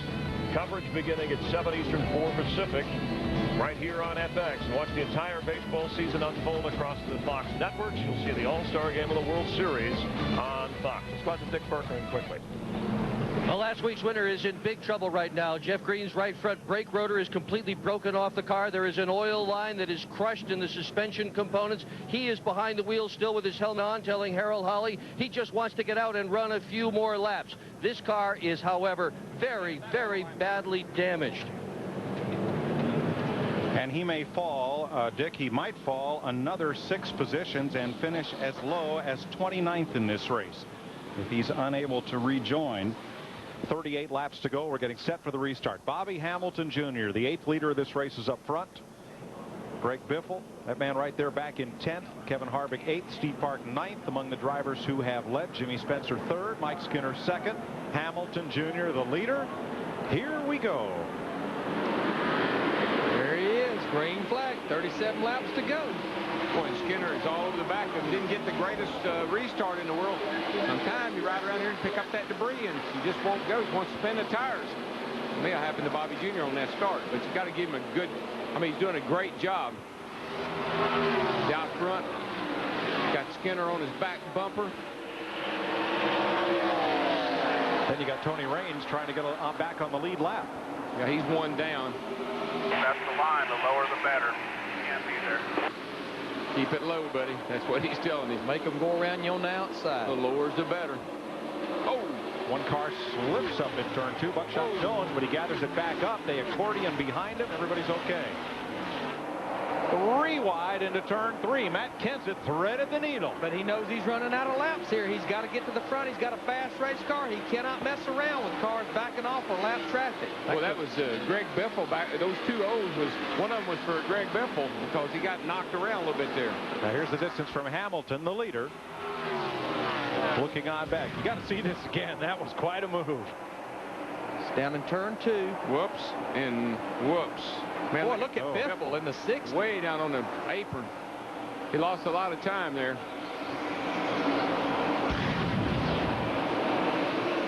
Got racing going on everywhere. Bumping and a grinding and a slipping and a sliding. Well, these fans deserve it. They've sat through 2 rain delays, gotten soggy, gotten dry. They deserve to see some good racing, and they are as this one closes down. 33 laps to go. And Biffle's really kind of lost the handle. And again, I believe some of that could be just a product of the weather change from the overcast, cool, cloudy conditions to some bright sunshine right now, Larry. Yes, definitely. The track is going through a transition right now. The rubber's starting to get back on the racetrack, and that sun's been beating down on it about 30 minutes. But meanwhile, back at the ranch, I mean, trouble over there, the 7 car, turn 3. Randy LaJoie pounded the wall. Caution is out again. Man. So with 32 to go, we are back under caution. Can Tony Raines get back on the lead lap? Nope, he's got to pass 2 to do it. And I think he'll run out of time. Nope, he's going to make it. He's going to make it. Bobby Hamilton Jr. in the 26 let Tony Raines in the 33 have his lap back. Well, he was trying to get around here close enough to the start line where Skinner wouldn't get him, so really was playing it well. What happened to Randy LaJoie here? It's coming down the backstretch into turn 3, DW. It's in there a little on the outside. Whoa, he just gets together with the Tim Sauter. Tim Sauter there. Just didn't have enough room to make that pass on the outside. It was a little early to be getting on the outside. They're getting in the corner. But Darrell, you talked about that earlier about closing speed as you're racing slower cars. Oh yeah, there's such a difference. Whoa, they Just I believe LaJoy was okay. Tim Sauter just nobody come up on him. It looked like maybe that LaJoy being there made the back of Sauter's car come around just a little bit, and they made contact. A lot of damage. You just don't hit. Every time you hit the wall here is a lot of damage. Pit road is open. All of our leaders are staying out. We may see some at the back of the pack, like Tony Raines that just got his lap back come in for 4 tires. Bobby Hamilton Jr., Mike Skinner, Jimmy Spencer, Elton Sawyer, Jimmy Johnson, Matt Kenseth, Kevin Harvick, Steve Park, all those cars staying out. Jason Keller continuing to adjust on his car and staying on the lead lap. And the 33, Tony Raines, is on pit road. The 7 cars just had a terrible day. Just not a normal day for that car. Jason Keller. So Raines will replace LaJoy on the lead lap. We'll still have 16 cars on the lead lap when we go back to green. 30 to go now. So with the track under caution, we'll take a quick break and be back hopefully for the restart. Bobby Hamilton Jr. continues to lead Mike Skinner, and we're just 30 laps from the checkered flag. They've just taken the green for the restart. Mike Skinner battled Bobby Hamilton to turn 1, couldn't get into the corner underneath him, and now he's second. And what I was impressed, Darrell, Bobby Hamilton, he drove that thing down to turn 1, but it stuck. He ran that second groove, and it stuck and got a good run off turn 2. Skinner made him drive off in there. Yes. He didn't have any options. Skinner was there, and if he didn't want to run into him, he better get it down in there, and he got it in well. Matt Kenseth, who has been the fastest car on the racetrack, is now 6th. Yeah, he just continues to move up, and he's so much faster than these other guys. It's just a matter of time. These cautions are really not helping Bobby Jr. at all. Still 16 cars on the lead lap. Randy LaJoy still working on his car in the pits, as Kenseth almost got together with Jimmy Johnson in the middle of turn 4 there. Yeah, he made that big, he just shot up there to him, but there wasn't enough room to get by. Time running out. 26 laps to go. Yeah, the good thing about the cautions is it's saving the tires. So, you know, your car, if it's good on the short run, this could work out real well. Trouble down the back, guys. Trouble down the back. One car sideways. Tim Sauter. Everybody's going to miss him. Caution is on the speedway again. A couple of cars got together back there, and Sauter paid the price. I believe it was the 38 car, Christian Elder. 8th caution of the day. That ties the record for this race. Bobby Hamilton Jr. in the lead, trying to become the 13th driver to score their first Busch Series win at Dover. See, we can see what happened. They were racing down there. I saw the smoke start to fly.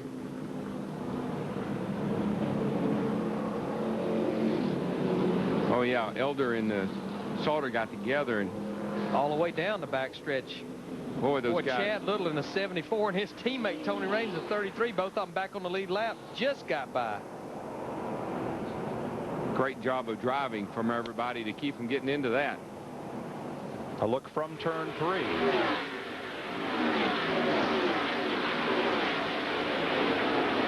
Boy, DW, that's the kind of wreck we talked about it earlier. One car, it's amazing. 5, 6, 7 more wasn't in that wreck. Oh, yeah. It should have been. Go low, from Jeff Purvis. Whoa, go low. Because you know it's the big that don't come low. You better go real low. Yeah, these tracks have this track has a self-cleaning banking. No matter where you are, you're going to end up at the bottom.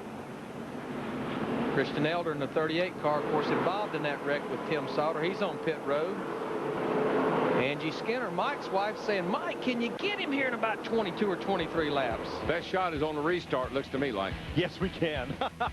Answers that question. The man 24 laps to go. We'll be right back. Hey, I'm stuck. Somebody call me a wrecker. That is the wrecker. Hey, somebody call me a wrecker. All right, restart here. Looks to me like if Skinner has got any shot at all at Bobby Jr., he's going to have to do it on the restart. Bobby Jr. don't get going real good. Of course, he's got the lap cars of Marty Houston, Kevin LePage to deal with here on the restart. 23 laps to go. That 11 car helped him. He had a run on him, but... yeah, Hamilton used Houston as a pick to hold off Skinner. Spencer gets around Houston. Here comes Elton Sawyer in that green car. Skinner looking on the inside as they head down the back. He's got a nose there. He's there. He's got the line. They got him. And Spencer comes through for the lead. Oh, whoa. Everybody's going to miss Hamilton. Don't ask me how. But we're back under caution for contact between Mike Skinner and Bobby Hamilton Jr. Poor kid, it's just been his Achilles heel, is closing the deal. And the restarts, he just hadn't been able to get going. Give him a lap or so and he could get away from Skinner, but Skinner's right there on him on every restart. Of course, Jimmy Spencer in that one car taking advantage of these cars getting together. Bobby Hamilton Jr. in the 26 trying to get to pit road. He's sitting just past the entrance of pit road. He knows there's no sense in trying to make another lap around the racetrack. I'm not sure that that was all the intentions he had at that moment. I know where you're going. Well, let's have a look at that 21 car. Well, Hamilton left the bottom open. Yeah, he's got a nose. Skinner's there. He's got a nose in there. He comes. Well, there's really. Ooh, Mike just gets up into him. That's what happens.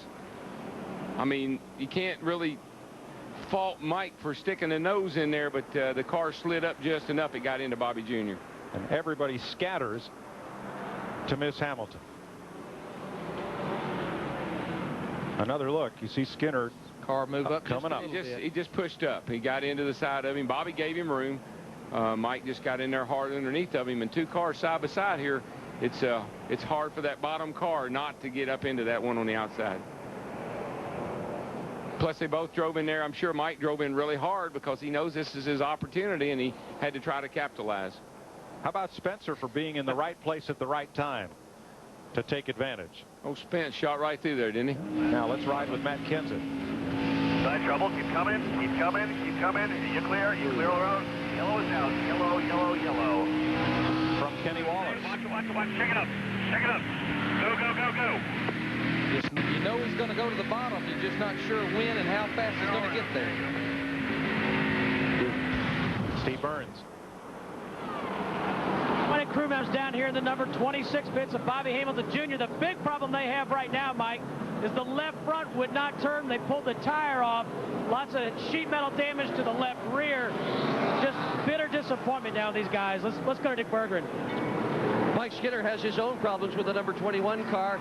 The steering wheel is not straight in that car anymore, and that always means that the front end has moved out of alignment. They have asked the spotters around the racetrack what it looks like. Of course, they said everything is just fine.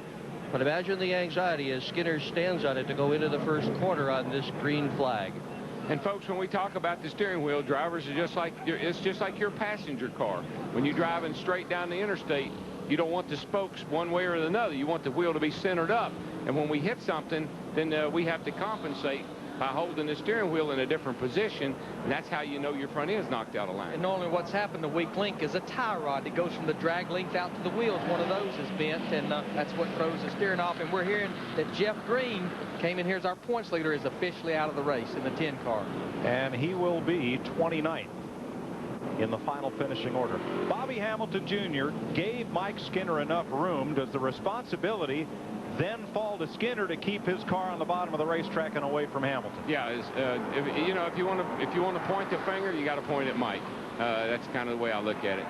He was racing hard, they're racing for the lead, but you have to respect the leader. I never like to see the leader taken out.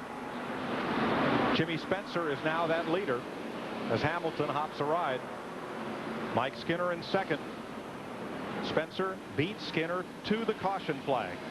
Elton Sawyer is third. He's been strong all day. Jimmy Johnson is fourth. Matt Kenseth has at many times been the fastest car on the racetrack. He's fifth. But Jimmy Spencer, remember on that restart right after they changed tires some 20-something laps ago, we heard he got a little bit loose on the lower air pressures and his car starting to tighten up. He's going to be tough to pass, DW. Oh, he is. And, of course, the only guy I think that's got a real shot at him is Kenseth. And he's still got 3 other cars to get around before he gets to Jimmy. Not only that, but Kenseth is the 5th place car, Darrell, but he's restarting 10th because of the 5 cars on the inside line a lap down. Double file restart. It'll be 17 laps to go when they get to the line under the green flag. Here we go. Green flag. Green, green, green. Go, go, go. Skinner again is getting a great restart. He's got to look underneath Spencer. This time he's going to try the outside. That's not going to work. Jimmy Spencer, he's going to stay on the bottom of this racetrack. He'll float that thing down in the corner. It's what he should do, DW. Run the bottom of the racetrack. And Elton Sawyer, you know, is right there in 3rd place in that old green car that he said he didn't like, but it looks to me like he's running pretty darn good. Boy, it's coming. really pulls up on the back of Mike Skinner. This is a battle for second. Remember, Mike Skinner talked about his steering being off. Maybe he's not driving as good as it was. It looked like it shoved up on that restart there in turn 1, but now it's right around the bottom. Matt Kenseth right on the back bumper of Jimmy Johnson there for fourth as Spencer gets away. I tell you, if Spencer gets out there very far, then Kenseth's going to have a tough time catching him. He'll have 15 laps to do it, but he's got 3 cars between him. Kenseth loosening up Johnson, who slices down in front of him in turn 1. Yeah, he's holding him up big time. Oh, he gets him loose. He's going around. He's gone. That's too bad. And he comes down those self-cleaning bankings, and everyone else gets by on the high side. Caution is out. Boy, I don't like to see this when guys are, you know, getting into guys and turning them around like that. You need to be able to. You need to drive a little more respectful than that. But you know, that's the second time today we've seen Jimmy Johnson in that 92 get loose with somebody right up underneath him. Another guy that has trouble closing the deal. He runs good, and you know, I call him Headache Man, and he's going to have another one today. He has one now. Yep, at both ends of that car. I just think you got to be a little bit more respectful of the guys in front of you when you're racing as close as they are. Did they touch? Let's see. Well, I'm sure they did. He's got a little bit of room around the bottom. It doesn't take hard. The car is so light right there. All it takes is just a little nudge. It doesn't take a bump. You don't have to jam into him. Just a little nudge and around you go. Because you're coming out of there, the back of the car is real light. I told you how it tries to spin the tires. Somebody nudges on the back of that thing and around it goes. Yeah, he already had him loose, so all you got to do is just right there, just a little bit. It just really should be a little more respectful, I think. Skinner should have been. I believe that Kenseth should have been as well. If that bumper was an inch shorter on Matt Kenseth's car, it wouldn't have happened. I mean, it's just right there. That's all it was. Just opens that bottom up a little bit. Jimmy Johnson does.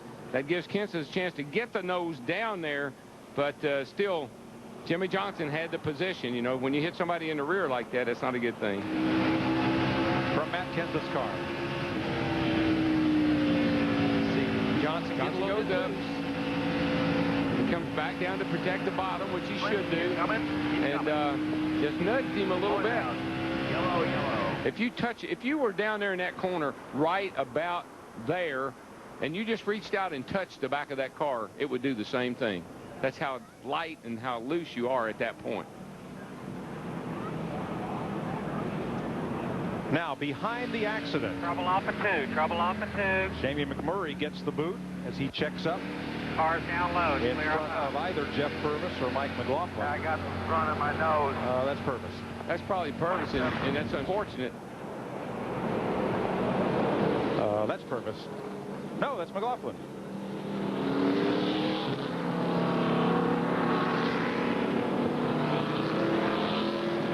We're here, and it'll be 1 to go when they hit the line. It'll be 12 laps to go, 11 when they get the green flag. It will still be a double file restart. We have to get to 10 to go before it's a single file restart. This is Jimmy Spencer's 14th Busch Series start at Dover, but only the 3rd race that he has led.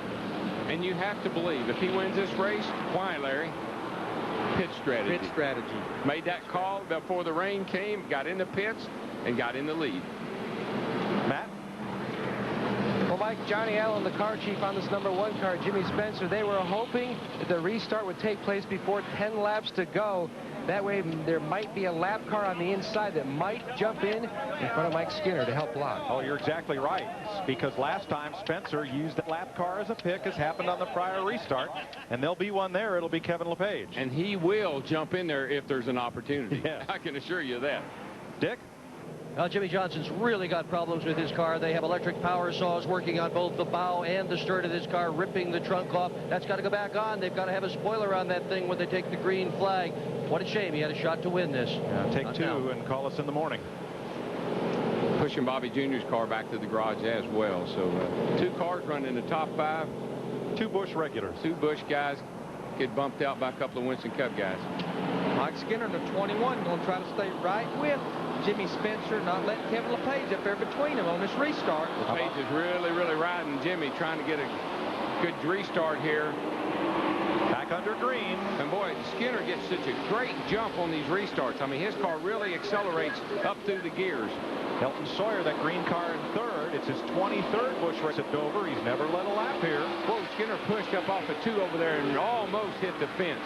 That allowed that 98 car to close right up on him. Sawyer is there.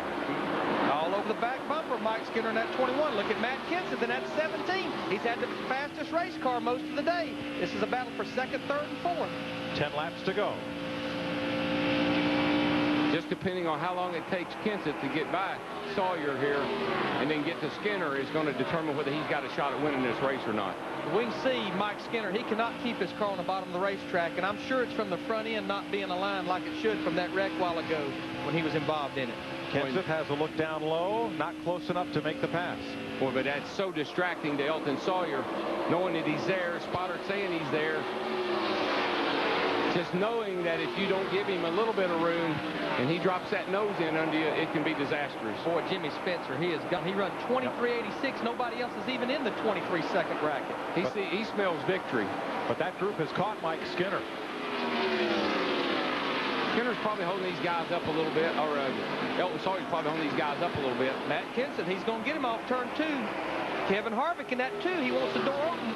Every position's important for him. And here he goes. He should shoot right under him right here. Comes Steve Park in the 31 car as well. He wants to stay hooked to that rear bumper of Kevin Harvick as they go by, trying to go by Elton Sawyer. Well, these guys are racing so hard, but Jimmy Spencer's already in another time zone. He is out of here. Oh, Spence in the Busch Series. Now, he has become a force, hasn't he? Him and James Finch. And they've got a 1.5-second lead. 6 to go this time. I think this is cool, really. Kevin Harvick, he moves up to 4th in that 2 car. Ron Hutter builds the motors for that car. I know he builds a mighty strong power plant. And that baby is producing some fire right now. Boy, she is pulling away. I have to go when you get here. Use the Kenseth horn. and Skinner battling for second. Neither one of them racing for points. Well, Spencer isn't either. Well, right. But my favorite words, you are pulling away. Steve Park in the 31. He goes by Elton Sawyer. This is a battle for 5th here. 5 laps to go. The only car in the top 5 that is racing for points is Harvick in the 2. There goes Kenseth. He takes second place. He's got over 2 seconds to make up, Mike, to catch Jimmy Spencer with 4 to go. Don't believe it's going to happen. Not today. Harvick on the move. He's on the back bumper. His teammate, Mike Skinner, right here. And we just said it. Mike Skinner not racing for points. Every position's important for his teammate, Kevin Harvick. Yeah, he gains 5 points on Biffle and Green for every position he picks up. And Mike Skinner, well, I thought turned the page right there. You would think that car owner would call and say, that's 5 points. Would you let my man go, please? Our man. Our man, yeah. Right. Our teammate. Remember, we're all on the same team together. Jimmy Spencer over 2 seconds out front of Matt Kenseth. 2 laps to go next time by. There's Harvick looking to the inside back here, but he ain't quite going to make it. Come on, Spence. He's going to get it now, though. Spencer's 5 most recent starts. Well, here's that battle for 3rd. This time. He is there this time. Harvick. He was there, but now he's going to seal the deal. He's not going to give it to him. Back inside, you got another one following him. It's a little treacherous up off the 2 side by side, but I think he's going to make it. Now, this is tough on Skinner. If he'd let Harvick go when he caught him, he might not have to deal with Park, but now he's got to fight them both off. White flag for Jimmy Spencer, and got us a heck of a race to second place. Whoa, man, Skinner. Woohoo! He might have passed him, but he's going to pay for it. Yep, here's Park after him now. I don't think Skinner liked him. I don't think he liked Harvick passing. Do you, Larry? Jimmy Spencer comes off turn 4. Very good shot to become the 26th different Busch Series winner at Dover. Boy, what a battle for 4th. And Mike Skinner in the 21. He beat Steve Park for that 4th position. Oh, yeah. I always wanted to win at Dover. I thought you didn't run good at Dover. Well, it's a happy group, DW. They should be a happy group. You mentioned it 10 laps ago. Mark Reno, Johnny Allen, pit strategy. Pit strategy. Did you hear what they said? I thought you didn't run good at Dover. Nobody runs good at Dover until they get a good car. That was a good car today. 2 wins in his last 3 starts in the Busch Series for Jimmy Spencer. He won Richmond, Was 8th at Charlotte. He won Dover. In fact, every other race, he was 2nd at Talladega. And he's the man today. I tell you, that team has just really been awesome with him at the wheel. And I continue to say that it's helped Jimmy not only win Busch races, it has helped him in his Winston Cup car. You can bet that Winston Cup car will get a lot of the additives in this race car. I won't be able to stay in there long, Mark. I believe we're going to get Winston Cup practice in, guys. Well, he won part because he gambled on the rain and came in for tires. There's little Jimmy coming along for the ride. Little Jimmy's kind of one-dimensional there. Yeah. And he gained from Bobby Hamilton Jr.'s misfortune. There's his dad, Ed Spencer, running along as well to victory lane. Took 5 hours and 5 minutes, but he made it. Yep, there's Ed. There goes Ed. I tell you, that's a tight family, buddy. They all hang together. Sisters, brothers, moms, dads. You're going to mess with one of them, you're going to have to mess with all of them. And it's Jimmy Spencer in our MBNA winner's circle. Just stand back, y'all, down and give him the mic.